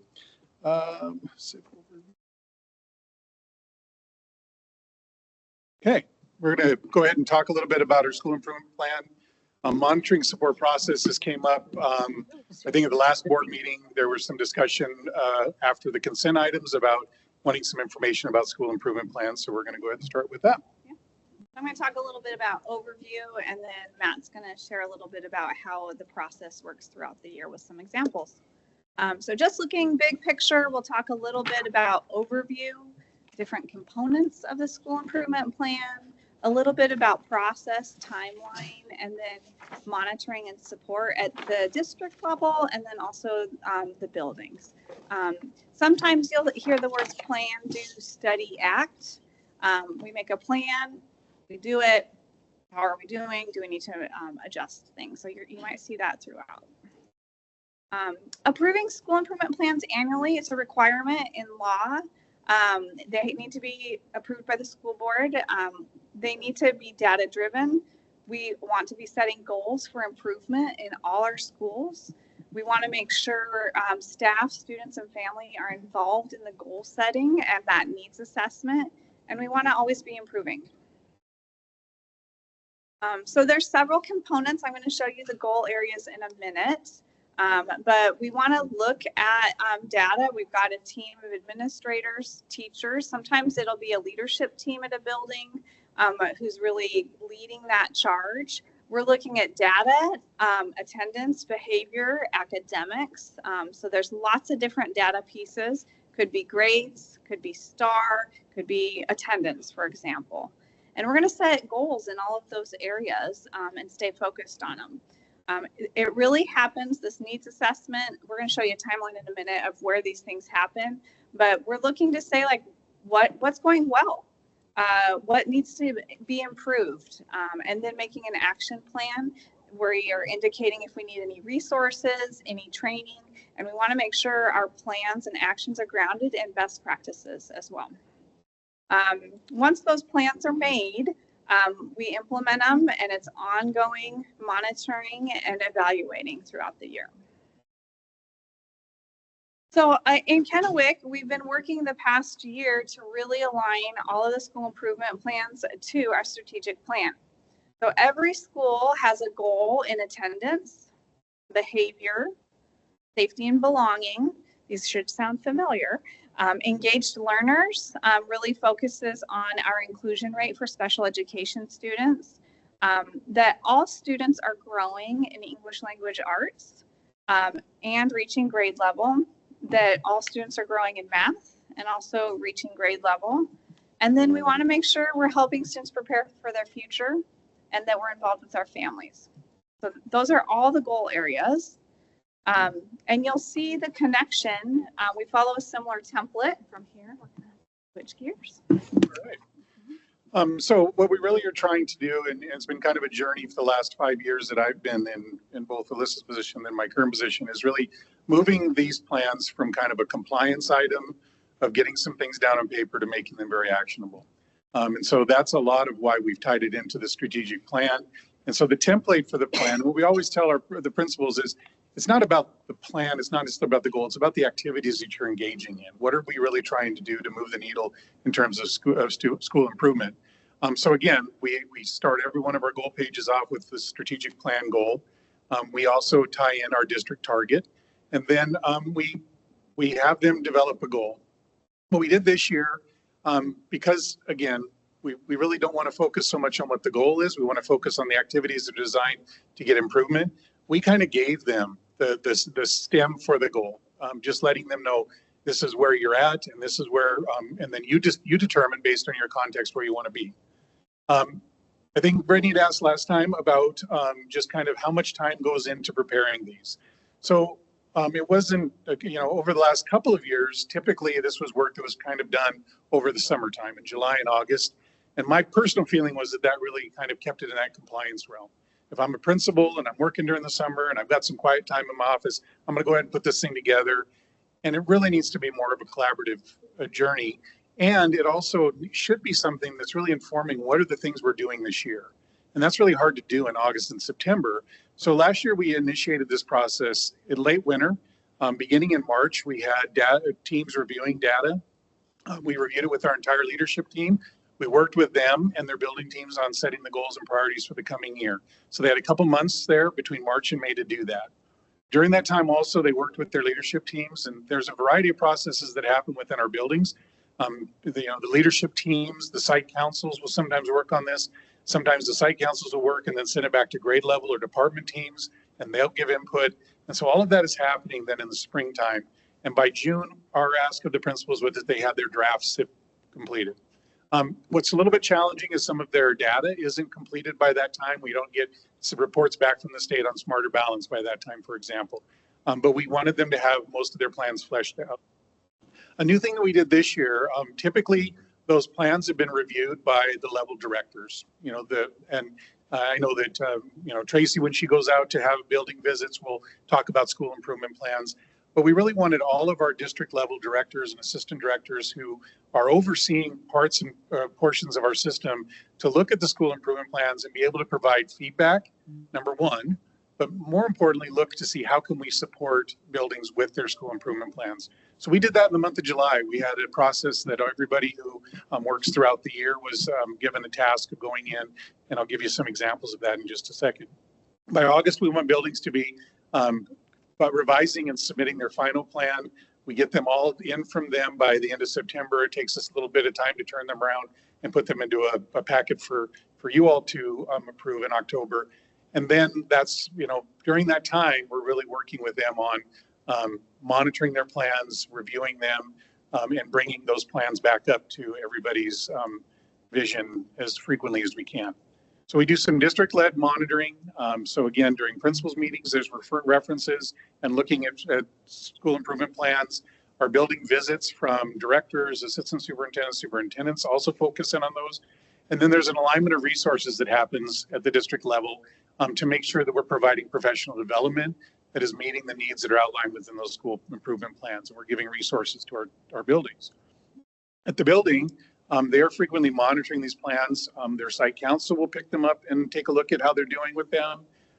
Leadership team, their department heads, and their committees are all looking at various aspects of their plans to determine if they are making improvement in those goal areas that Alyssa outlined for you. So these next screenshots are kind of an example. So this is what we did in July. And I have to just say that Alyssa grabbed these, and I think she grabbed the comments that are maybe the least the least attractive for me. I think she did that on purpose, but at any rate, what we wanted to do is really look, and so we each look kind of through our lens. And so again, Tina was really looking. She's she's our professional development person. She's really into math, looking at that. But we're looking at how often are things being progress monitors, and oftentimes within the plans, when you look at that column, you can see that there's every 6 weeks that a school team is looking at their data. We looked a little bit at again, wanting to make sure that we are focusing in on the goals that are there for our district. So one of the goals around our safety and belonging is how are we supporting students both at a tier level in our core instruction in our classrooms and helping them with behavior. How are we providing supervision? And so these are just some examples and also of how we provided the feedback. We did it kind of in an interactive model over the summer. People could come in and kind of read the comments and answer back. And it was just designed to give them some clarity. Let's see here. Again, an example from Southridge High. Again, how often are they picking up and looking at these plans? Their guiding coalition is meeting 2 times a month to look and to plan their activities around becoming PLC experts and learning about the PLC process, leading by example. And so they have processes that they're doing with that. We also really focus what are the products? What is the proof that these things are being monitored? And so this is an example here of products that are being developed, a schedule for all of their early release days at Southridge that really focuses in on these activities. So that's in a nutshell the process that our teams go through, how we're keeping those school improvement plans front and center with our folks. And so we just open it up now to comments and questions. So real quick, so go back to your timeline here. So when does it start? So typically by about October. We kind of they start their plans really in September, but yeah. Okay. So we review them and approve them formally in October. Right. And so then we'll be a year. So by 1st of October of next year, we'll say, okay, we've had a whole year. What's our numbers?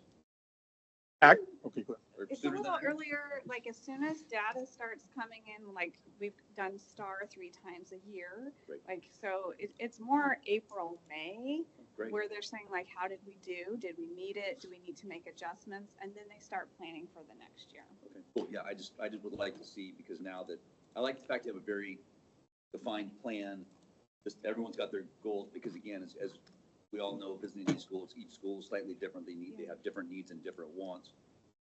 It'll be nice to see some actual, how do we do? This is our goal. We hit it, we missed it. How are we going to adjust for the next round?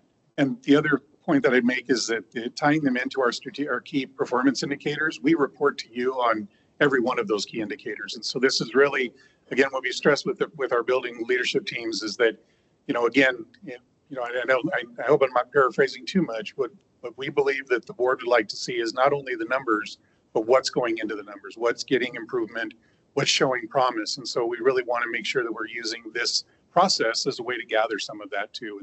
And so some of that will be reported during those times. With that, I loved how you just kind of summarized that, but I would include not just what we're doing well, but remember, it's good to learn from failures. And I think making sure that staff and administrators know that there are things that won't work, and that's okay.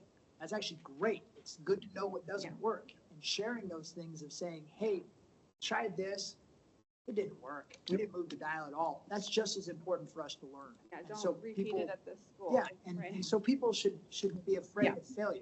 Failure is okay if you learn from it. The other component to that, Dr. Miller, is that all of these plans are very visible to everybody. The file we have is, I can go in as the Southridge High School leadership team and I can look at what Kamiakin's doing. I can look at what my feeder programs are doing. So we've made them very transparent and we're encouraging them to be used that way.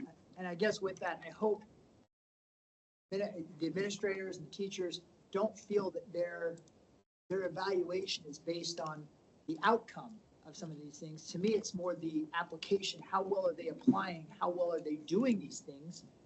The outcome, we'll see whether it works. And that it's more importantly, are they doing it? That to me is where the evaluation comes in, not on the outcome. Yeah. And that's why we really wanted them to focus more on the activities, Yeah. more on the things you're trying to change, less on a goal. The goal will happen if you engage in the right activities is really the idea.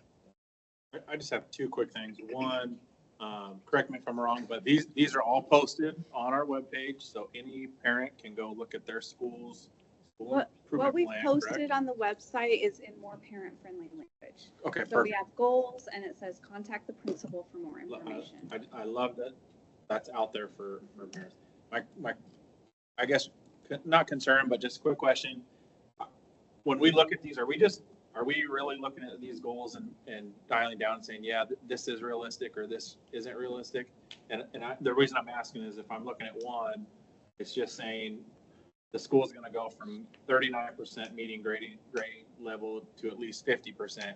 It's a big jump in a year. I just want to make sure that the schools are really setting themselves up to goals that that are attainable. Absolutely. They don't have to be necessarily like the 3% increase we're talking. If they want to do 5 and they think that's attainable, great. Pushing double digits seems just maybe a little high, but I And don't know the school. we want them to be looking at their data. I hope Maybe they they had 15 kids that they feel like we can do this versus like saying 100%. So we really do want them to hone in and make them achievable and a stretch. Yeah. Great. Awesome. Thank you guys very much. Appreciate it. All right. Next up, Matt Scott is still in the hot seat. Choice schools and programs. Thank you, Alyssa. Okay, so so we want to talk a little bit about our choice schools and programs. And so as we kind of think about the topic overview, this goal or this report is really, focused on several of our strategic goals. But really what we wanted to focus in on is some objectives that we had both this year and last year around how we were reviewing and refining our choice schools and program offerings, kind of sharing what we've done over the past year or so and what we're doing this year to provide an update on that work. So we want to be able to provide you some information, have you hold some discussion, And really, this is about our system accountability and our communication, and just wanting to know if you have any particular interests as we move forward. So this SNP is really from our 23-24 strategic plan objectives. We are really focusing in on our curriculum and instruction. So again, what we wanted to do is make sure that we have great materials available for our programs. And we wanted to be doing a review of our alternative learning program in part of that. So there was some work that we did around the curricular piece kind of planning, and I'll talk a little bit more about that. And I know Alyssa will be coming to you later on this year in regards to curriculum. But this coming year, what we wanted to do is then take that work and really build on it, and how we're engaging learners and continuing to review and to refine the alternative learning programs that we offer. So those were really kind of the two focuses of our report. We have lots of choice programs in schools. So we have Mid-Columbia Parent Partnership that really is a parent partnership program and offers our fully online K-8. We've got TriTech Skills Center. We've got Delta, STEM High School.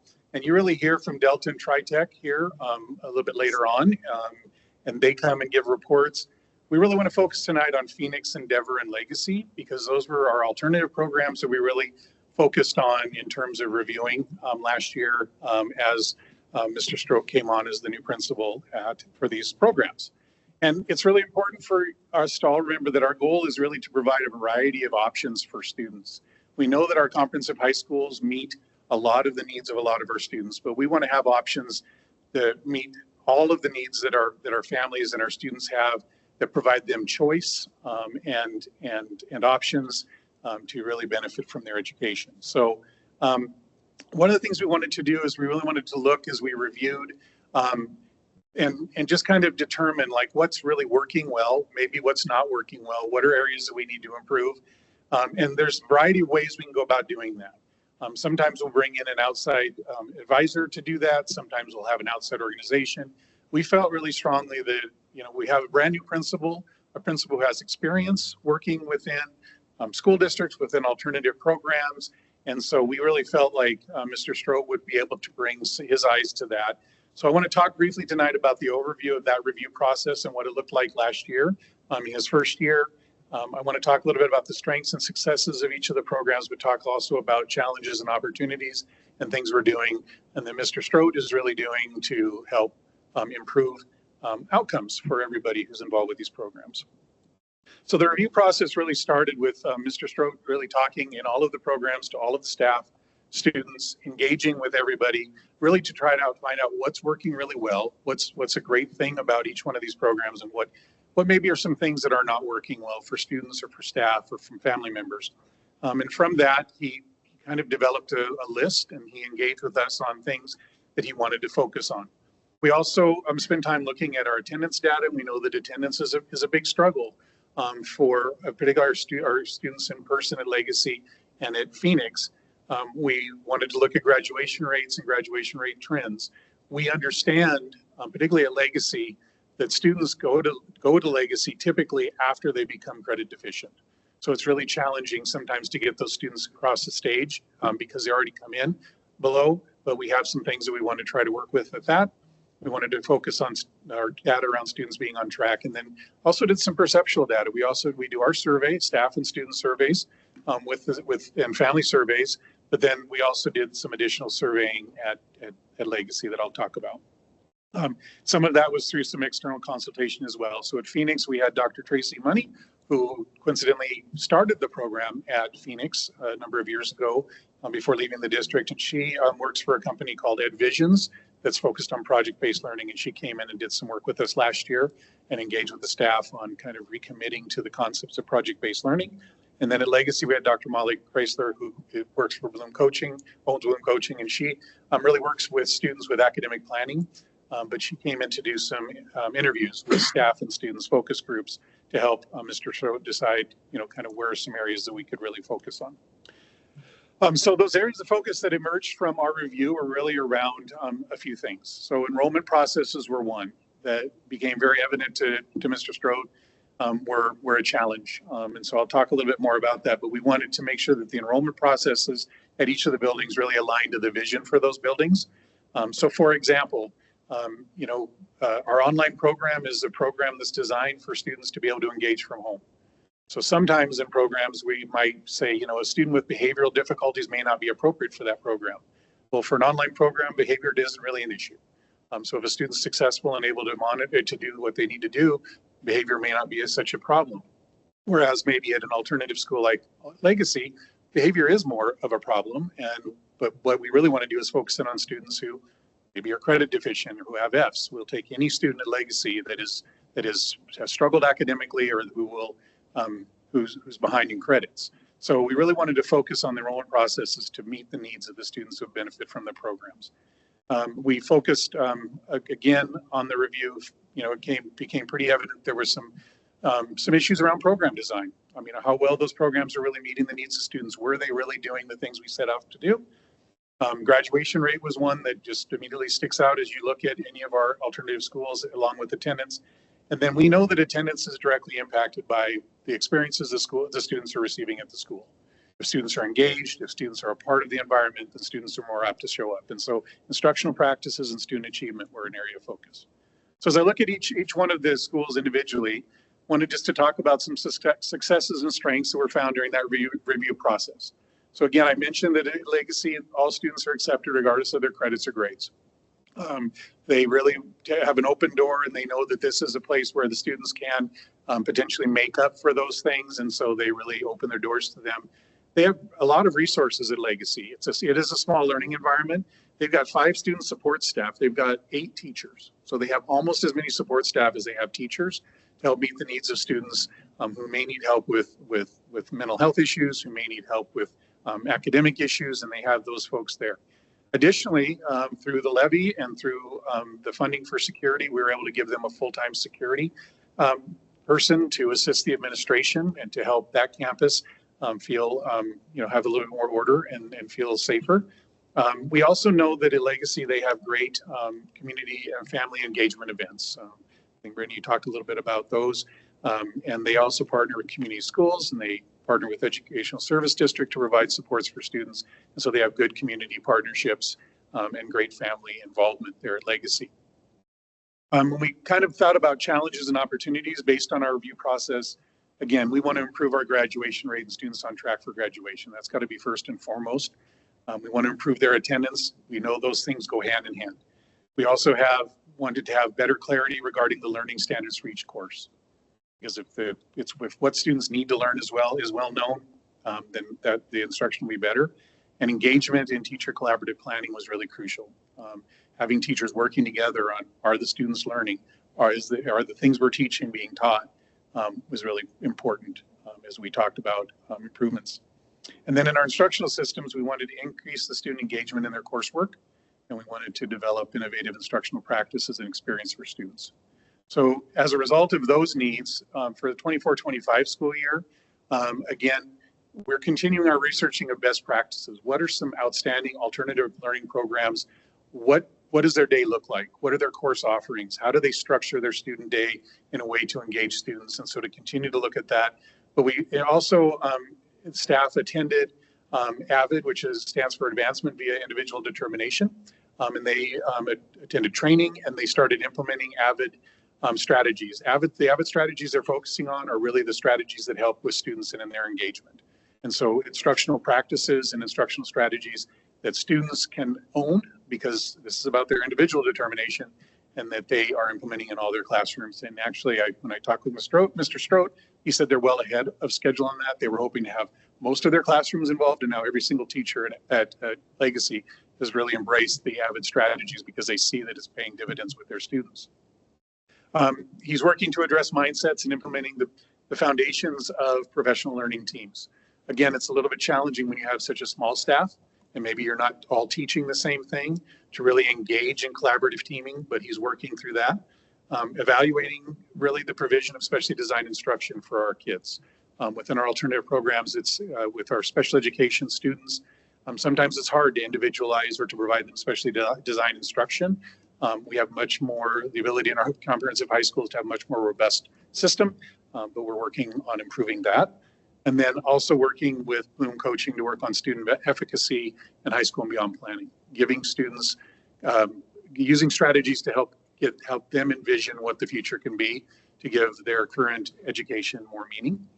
And then as we look at beyond, we're really wanting to implement those best practices in alternative education program design that we're looking at, and then also identifying alternative courses. Are there some ways that we through CTE can provide courses that both meet core academic requirements but that are of interest to students? And so those are the things we're really working on there at Legacy. At Endeavor, as we looked at the successes and strengths, we know that the Endeavor program is staffed to meet the needs of the students who need online learning. Go ahead. Really quick, as you're going through this, roughly, can you remind us how many students are at Legacy? How many are in? Right. So right now at Endeavor, there was 163 students, I think, registered as of November 1. Their enrollment kind of goes up and down a little bit with the quarters. At Endeavor, we've got 73 students who are registered and taking classes at Endeavor. The first one you said was Legacy, yeah, and then Endeavor. And then at Phoenix, we have 63 students who are registered right now, and that's an increase from last year. And those are 9 to 12. And those are all 9 to 12. Yep. So we look at we know that we've staffed the online program effectively for our students, and that we can meet the needs of the students who are accessing our online. And we know that because they are an alternative learning experience program, all students are required to have learning plans. And so that the teachers in the program help the students in the development of their learning plans, and those are developed with family involvement and implemented with their support. So those were some successes and strengths.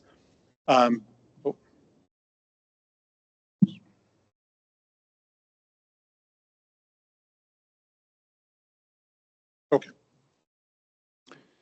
The challenges and opportunities that we really have in regards to our review, we're really looking and saying, the graduation rate and the success rate for our online students was really was a problem. We had a lot of students over the last few years who kind of came in and out of online learning.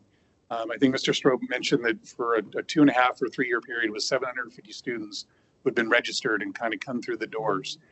When he was really looking at their enrollment last year, he was seeing that we had close to an 80% failure rate in regards to the students who were attending online. So it was really important to him to really focus in on what are the students' needs being met through online learning. Online learning requires a lot of motivation on the part of the student. It requires students to really engage in their work.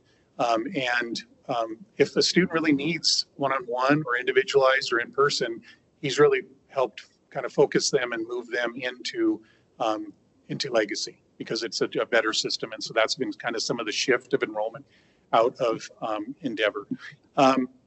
The enrollment processes were a little bit, of a mess, to be honest, when Mr. Strobe took over. It was just kind of that revolving door. And so they're doing a much better job of really taking a look at the individual needs of the student. What do they need? And is it a good fit? And what program, either Phoenix, Legacy, or Endeavor, might be a great fit? One of the other aspects that became really evident was that there were some inconsistent procedures and practices amongst the teaching staff. So if you were a student enrolled in one class, you have kind of a different set of expectations than a student in another. And that was causing some problems. And so he's worked to clean that up by implementing consistent policies and procedures. One of the big things that he will tell me is a challenge with the program is our current learning platform, Apex. It is really challenging for students. It's really, you got to be really super self-directed and move through it. And so we are in the process of adopting and recommending for adoption a new curriculum and a new learning platform. And I know more information will be coming with that. So that's one of the areas we're working to improve.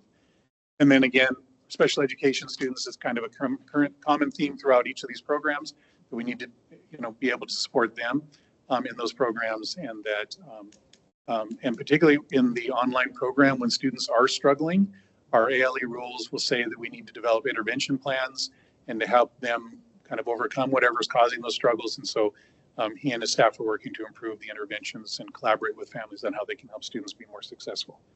We want to continue to implement and research best practices in online learning to increase that graduation rate in particular. So we covered all of those items. The slides are a little out of order. So we'll move on to Phoenix. So with Phoenix, as we looked at it, it's really of our three programs, the one that probably has the tightest vision. Phoenix knows what they're about. They're about project-based learning and mastery learning, and they're about giving students alternative ways to show what they know. They also have support staff and community volunteers that really make that program go, and are really beneficial to the students. And again, their family involvement, again, is revolving around individual student learning plans. The focus of the first expo was really on students sharing those plans with their families, sharing those plans with other people. I know I got to sit with a couple of students and they shared those with me. And then they also are involved with really frequent home school communication, particularly when students aren't attending. And so there's a lot of personal attention given to each one of the students at Phoenix. As we looked at the challenges and opportunities, we really wanted to focus in on, we saw some areas around results. So making sure that we're having a results orientation at Phoenix. Over the time with COVID and all the things that have kind of happened over the last few years, our outside consultant really noted that the projects were looking a lot more like presentations and not necessarily projects, and that there's a difference. And so really wanting to focus in this year on getting back to our student expos. And so there'll be a number of those that are planned. Really looking again at that graduation rate and keeping students on track for graduation is an area of focus. Math instruction is an area that, again, we see an opportunity for growth. Right now, all of the students at Phoenix get online math instruction. There is no in-person math instruction for them. And so when the only way they access math instruction is through our Apex program. And while we are adopting a new program, it's a widely held belief in terms of our review that we really need to be providing students in-person math instruction to help them. Academic excellence was another area. So we want to improve the interventions that are provided for students when they're not being successful. We want to really focus in on how we can help them with credit recovery and help them stay on track to graduate. And we want to be utilizing all of the instructional tools and labs. We've got a great facility at Phoenix, and what Mr. Stroh found when he came in was that some of those facilities weren't being used as well as they should be. And so we're really focusing on implementing more use of the facility and for what it was intended to be used for. So we're re-implementing the student expos this year. That's one aspect to help ratchet up the project-based learning. We're continuing our program model review with Big Picture Schools. There are 13 Big Picture schools in school districts around the state of Washington. So Issaquah has one, Shoreline has one. There's a number of larger districts, smaller districts that have Big Picture schools. And so we're going to be using them to help continue looking at our program to make it a model of project-based learning. We're improving the use of our district learning management system, Schoology and PowerSchool to track credits.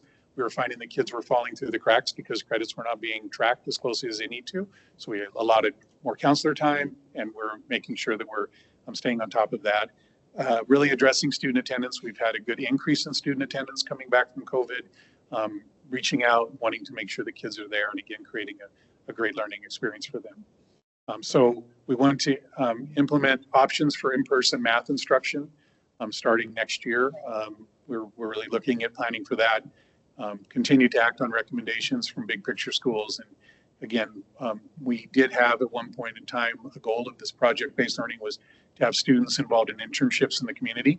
And we really want to get back to that because we think that's a great hands-on way for students to demonstrate learning. And so that's another goal that we have that has come out of our review. So with that, that's kind of an overview of the review process, kind of the low-hanging items that we're working on and how we're kind of attacking. Thank you, Matt. Any questions for Matt? Got a quick question here for Matt and Dr. Pierce as well. So while we're looking at Endeavor, being an online program and knowing that we've got some deficiencies there in that program, is there any way to partner with Richland or Pasco and look at maybe we just want to do one Tri-Cities online program? Do we really need to have 3 separate online programs for the kids at the Tri-Cities? Especially because maybe Richland's works really well. Pasco, I don't know. But when we don't have facility, we don't have a lot of staff, there's got to be a way to cut some costs there if we can lump this into one program for the area. Because ultimately, yeah, it's neat to have it in Kennewick, but ultimately we're here to educate the kids, period. And if the diploma comes from Pasco, I'm not sure I care. If we save money and the kids got the education. Maybe I'm being silly, but that's really kind of my view. Or at least if we're, utilizing resources together. Like It's not one location. I mean, heck, we should be using the same resource, we should be pooling our resources, to your point, with at least Pasco and Richland. They're both right here. This is an online school, so there's no facility. So, Well, there is a facility. So Endeavor has space. They have a computer lab. We have 4 staff members that are there.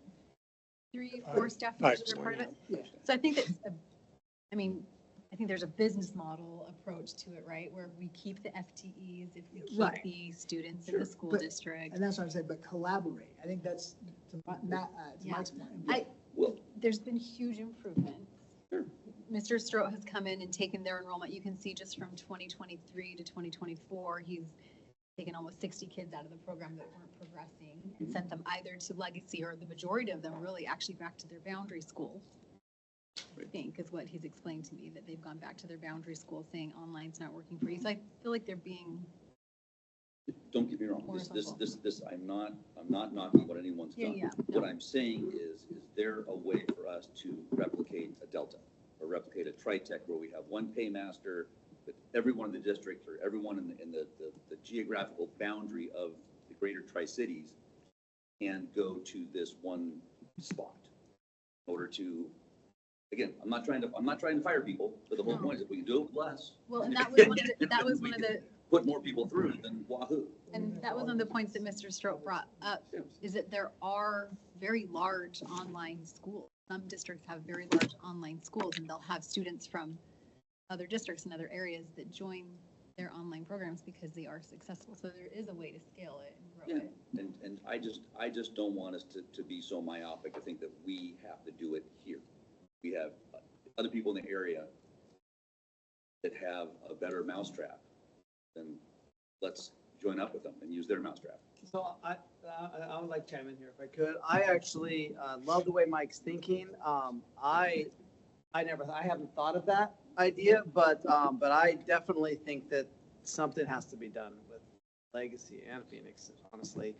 And I don't, but my thought was, I guess I'm on the same line of thinking of Mike, but just with a different solution. And I don't even care which solution we use, but I was thinking like just send those 3 back to the high schools and then let the high schools just have their own online portion of their own high school. So all the kids that would be in the boundary of Kamaic and Kennewick, Southridge, whatever, they just go back to their high school and then just having like a little online portion of the high school. I don't know why we have to have a whole high school for it. It just doesn't make sense to me. That's the opposite suggestion of pooling resources. Well- That's taking resources and dividing them out. Either way, it's doing something with that school. It's doing something with that school because I don't feel like it works. Matt, can you go back to the first, it's one of the first slides with the goal, please. So I think this is, maybe a longer philosophical conversation and discussion with the board about longer term direction, because where we're currently operating is right there. Our goal is to provide a variety of unique, high quality programs and learning options within the districts. The students can stay enrolled in KSD and access options and choices that best meet the needs of students and families. So that's what we're working on. We're not working on trying to, right now, right, I'm just saying, like Kurt says, we're not working on trying to collaborate, eliminate, anything like that. We're trying to work on building up the programs that we have, identifying if there are deficits or areas. All of these programs, all of these schools have strengths and areas that could improve. And so while there's the school improvement process that Alyssa and Matt talked about before, where the principal's really focused on that level, we're looking at the bigger level of the districts and saying, okay, how do we meet the needs of everybody who comes into our district so they can stay here? They don't have to go somewhere else, right, to get the educational opportunity that they're looking for. And for some people, having that parent partnership, option is great. For some people, having online or even, partial parent partnership, partial online. The project-based high school, I mean, that's been in our district for a number of years. I don't even know how long, but a long, long time. Having a small alternative high school, I mean, sometimes just the big comprehensive high school experience is not working for some kids. So trying to take everything and put it back at the comprehensive high school, I'm not sure it just doesn't meet kind of where our current, goal and where we're moving. So I guess what I'm saying is, I think if we're moving in this direction and that's where we've been moving, if the board wants to have a longer kind of philosophical conversation about, is this the right direction, then we should probably have that.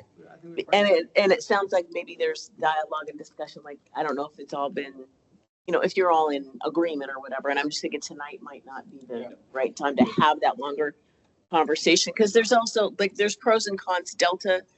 Delta's an awesome school. We love it. There's some real challenges that come with having a program. It's not really a school that's shared by 3 districts, and there's a lot of complications there. TriTech different. We're the host district of the skill center. So, I mean, there's just a lot to unpack and talk through. And I think any idea is worth talking about. Maybe we throw it as a study session topic. We can just chat through. Yeah, totally fine. Okay. And my whole deal is I'm not bashing these deals. I'm just Right. trying to find how to, because again, Phoenix Legacy, Columbia, I think they're all great programs.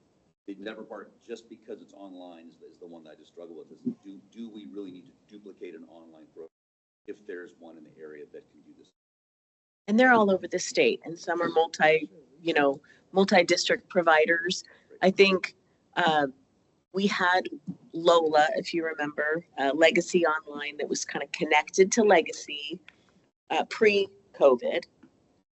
And then in response to the increased demand for online learning connected to coming off of COVID, that's really when we established the online K-8 program at MCP, and also shifted from having Legacy Online to having the high school, because prior to that you had to enroll at Legacy to access Lola.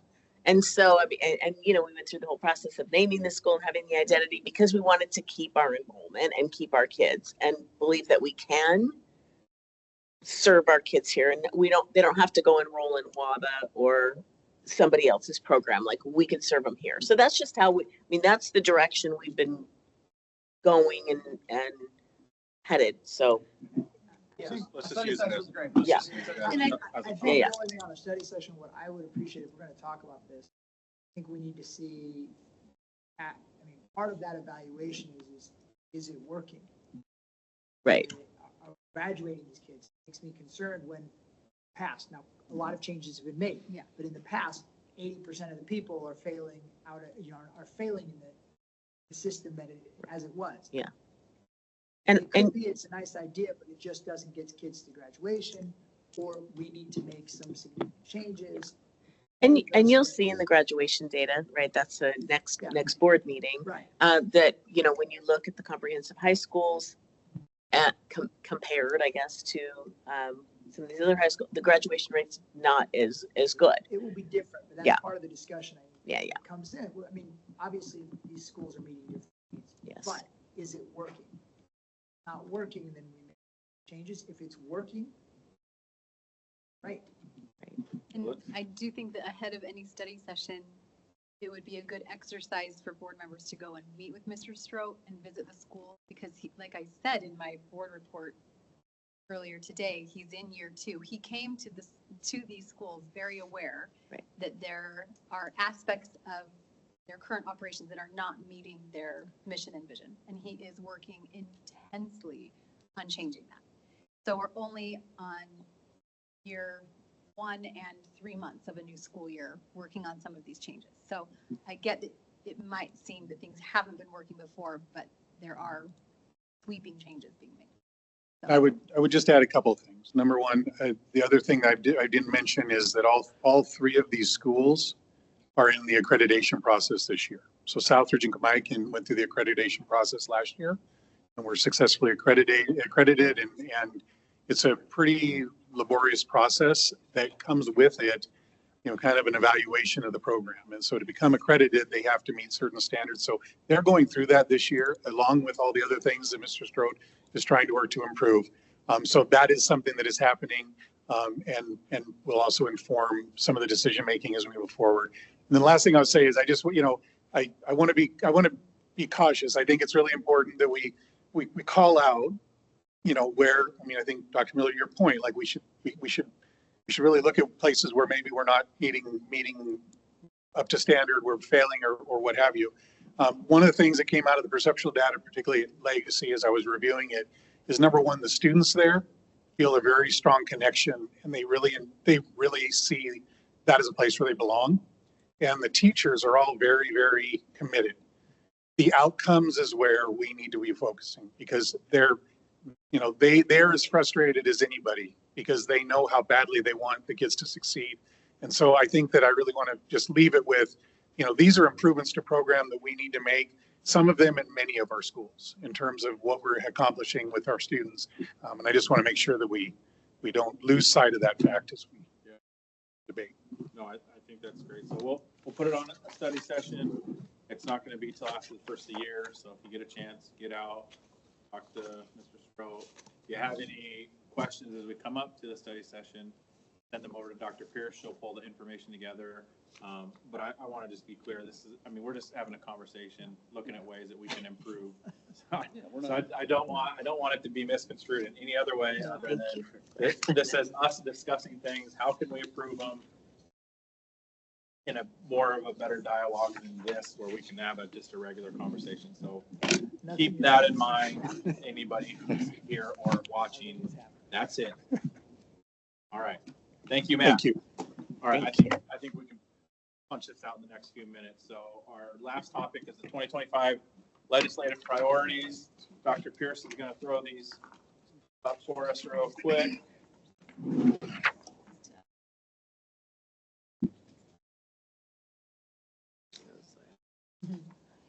Okay, so I took the conversation that the board had recently about WASDA legislative priorities and board priorities and made some updates to last year's document. So every year the board approves a legislative priorities document, and it helps us articulate the board's priorities to our legislators prior to session. Typically we have a meeting with legislators. We'll get that on the books, and we can go through what these priorities mean and specific data to Kennewick and all of those kind of things. The big main areas are fully fund basic education, ensure student safety and academic success, enhance local support and local control, and support capital facilities. So that's what I took away from your discussion, and kind of looked at the current last year's priorities and made some updates for this year. So bringing these back to you for consideration and approval tonight.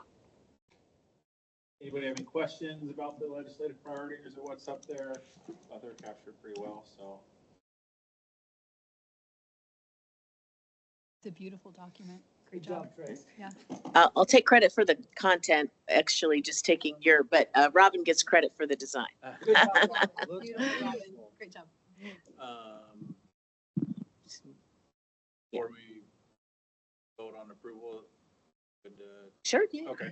So for the rest of the board, one of the things I was working on with Dr. Pierce, having a discussion around, was figuring out a way to provide an opportunity for our staff, provide input, particularly as we move forward legislative season.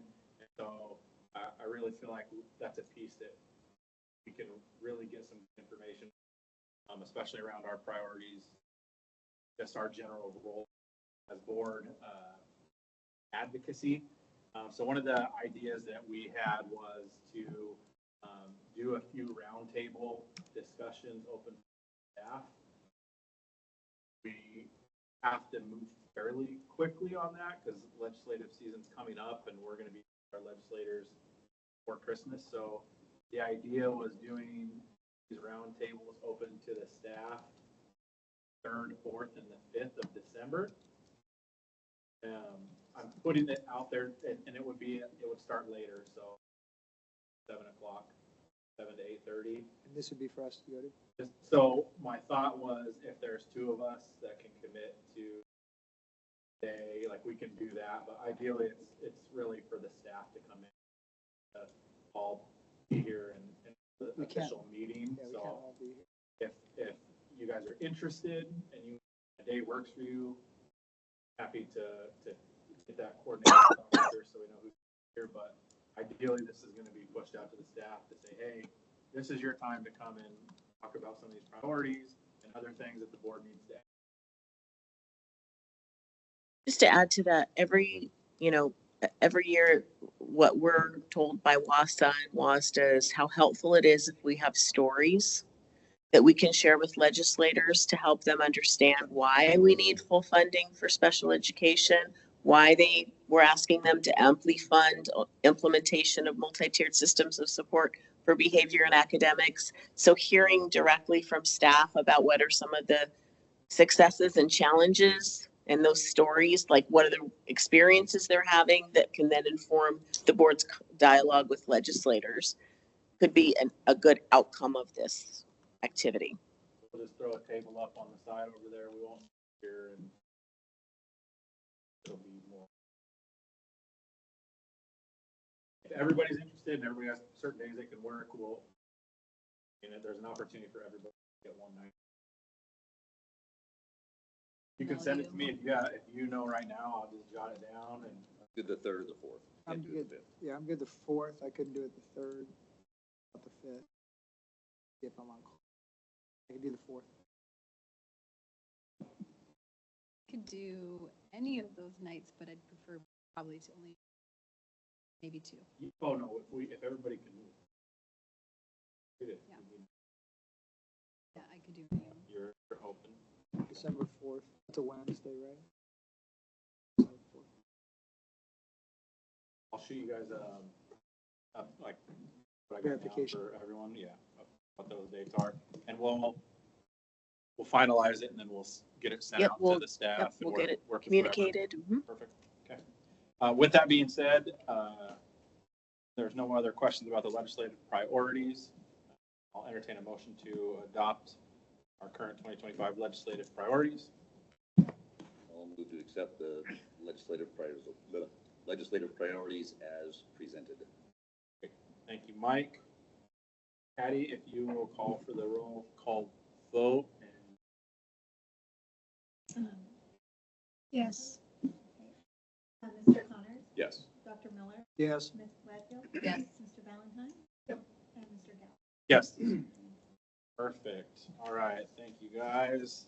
That passes 5-0. We have no unfinished business. We will move on to new business. Policies 2315, instruction, digital citizenship, and media literacy, and policy 2313, instruction, electronic resources, and internet safety. Yeah, thank you. I'm bringing to you 2 policies tonight. The first one is 2315, digital citizenship and media literacy. This is model WASDA language, and we want to bring it to the board. This kind of goes with some of our AI work that we mentioned earlier in the year. Part of that work was looking at our current policies, procedures, what needs to be updated and revised. And one policy we did not have was digital citizenship and media literacy. So we thought this was a good starting spot to make sure we're teaching these things and helping teachers with that.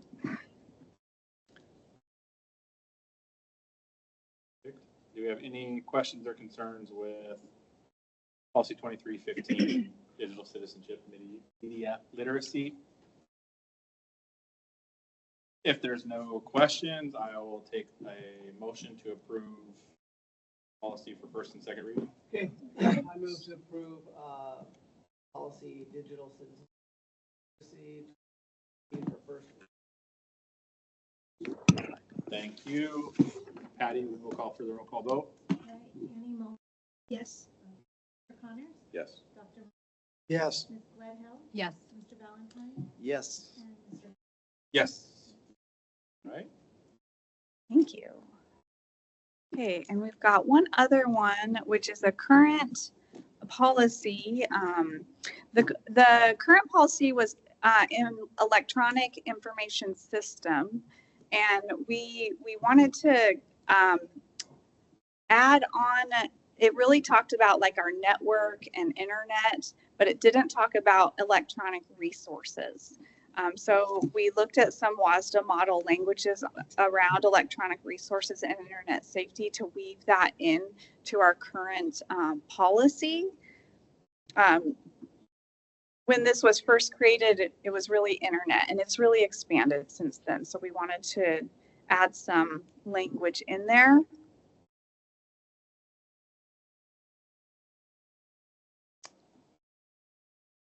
Are you I just have wanting, yeah, I would say, Yeah, I have a number of things. Yeah, go ahead, Brittany, if you have some questions. Yeah, so this might be more of a procedure question, or just, I'm really glad that we're looking at this actually. Chromebooks and Chromebook use has been on my mind a lot over the last couple weeks, and just to share an anecdote, I feel like I'm always outing my children, and one of them even said tonight, don't go and say anything about me tonight, but here I am doing it. I decided to do an inventory of my kids' Chromebook use. Since the beginning of the school year. I did this a couple weekends ago, and just went to their history and discovered that there's a fair amount of non-academic use of their Chromebook during the school day. What? I know. And one spent an alarming amount of time one day YouTubing how to make grilled cheese sandwiches when they were in the middle of class. That's not the worst thing they could be looking at. No, I know. Believe, I'm grateful it was that. That's an important thing. I know. So reading through this policy, and so I don't know if it's, I don't see a lot in here. There's a lot in here that comes at it from the angle of the students and what we should be teaching the students, etc. But I'd love to see something added in there that talks about how district staff is monitoring what's happening. I'm not by any means faulting teachers. I understand how difficult it is to keep your eye on 30 screens while you're trying to teach, manage behavior, etc. But I'm just looking for something that partners a little more with staff, parents. What can we do so we can minimize distractions, enhance engagement? For sure. Yeah, and I saw elements of that, but nothing as strong as I'd And like to see. Can I speak to that quickly? There is work in procedure. The Chromebook one-to-one manual is getting updated as part of that AI work team. There's guidelines coming out that are going to be drafted for staff and student guidelines as well. And so I wonder if some of that work's going to come out in procedure. How far is that away, Alyssa? We're gonna work on work teams the end of January.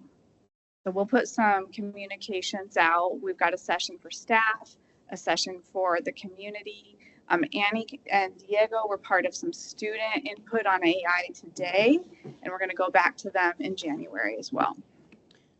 So the procedure you think will be ready end of January? I think guidelines, code of conduct, it will be drafted, and we are going to get feedback on it. Procedure work, because there is a procedure that goes with this one that I don't know the exact date. I can get that back to you. The other thing, just on the anecdote that you shared, there is, even though it's, we might not be able to find exact wording in a policy or procedure right now, there is a general, I mean, a known, I think, expectation that students need to be engaged in actual academic work, during the school day. And if it's not, there may be times where students finish up with an assignment or something and then they're given something to do, but even that something to do should have some academic value and engagement. So we do a lot of work around blocking sites, right? Games and things that don't have any academic value. And so even though we can't maybe point to a policy right now where it says something about that, as like taking your board hat off and putting your parent hat on, I would just encourage you to, like, if you haven't already, reach out to the teacher, reach out to the principal, because like we want to make sure, and you're right, it's challenging for teachers to always monitor everything, but there should be expectations shared that when you're done, these are the things that you can be doing on your Chromebook. And we should have good guidelines and procedures or policy language that we can, point to that says, yes, this is the expectation. So I'm agreeing with you on that, but I'm also just saying, please don't wait until January or anything. If you feel like even if it's not going to be done until January, we can be addressing those issues now. And I did just kind of ask my kids for some more information, and they said that, I'm given free time. I finished my slides in 5 minutes and I've got 35 minutes left, and I would still like to see that time spent. Yeah. Yes, we agree. Differently. Absolutely. But also I should mention, I'm glad that you brought it up, that to that teacher's credit, my child was issued a minor and told that she was not behaving properly. And the teacher let me know about that. So I appreciated that. I had discovered it on my own. Ham. Butter both sides of bread. Yes. That's what she told me. Both sides. She's learning. Yeah. I guess the one thing I would love to see, and it goes, yes, I know this is kind of policy versus procedure, but I've had great feedback from how explicit we were about our phone policy. And I feel like by the district making that policy very explicit and reinforcing it helps some of the schools in the area know specifically what those expectations were, and we're able to better enforce them. So along those lines, I'd like to see something similar here, where yes, it is maybe a general expectation, but if we can be, I would like something that explicitly states Chromebooks are only used when they are not being used for academic activities. They will be stored and not be used, not be open. I don't want to. I want teacher and administrators to decide what the best, but a very clear policy so that it isn't ambiguous and that it makes it easy. Sometimes when we have expectations, if those expectations aren't very clearly defined, then there's so much latitude that inevitably kids will take advantage of that latitude. Sure. It makes it really tough. And I agree. We need to be explicit with our expectation with teachers and have the words written down. And so I agree with that. Yeah. I'm just saying I also just don't want, if there's concerns about how, don't wait until that gets done, is my point. I'm specifically saying for this one, on this one, what I would like to see is maybe let's see this together with the procedure you said goes along with this. It would make more sense to see the two together, because then we can say, okay, does the policy fit the procedure? Does the procedure enact what we're trying to do? And by separating, it makes it difficult, at least for me. Maybe I can't conceptualize it as easy, but it would be easier to approve both at the same time. Then I know we're meeting our goal. That makes sense. Perfect. I agree, and of course we'll discuss it again, but I did have one very minor change, and that's just in the paragraph that starts. Actually, I don't know where it starts. It says if material is accessed that violates district policies, towards the end somewhere. Right here. Nope. Yes, right there. I would love to see it say that district staff will instruct the person to cease using the material rather than the district staff may do it. Of it to just be the expectation that if someone is accessing something unacceptable, they will just be told to Thank you. cease that. So if I'm hearing correctly, we're gonna table this till the next meeting to look at The procedure or when the procedure's. Whenever the procedure's ready. This, better to get it right than rush. Right. I didn't know. Okay. Sounds Okay. good. Thank you. All right. Thank you, Alyssa. Mhm. All right, next meeting agenda, we will be covering officer elections, 2023-24 financial closeout, TriTech Skills Center's annual report, Delta High School's annual report, student goal report, all students are ready for their future. Anything else? Not hearing anything.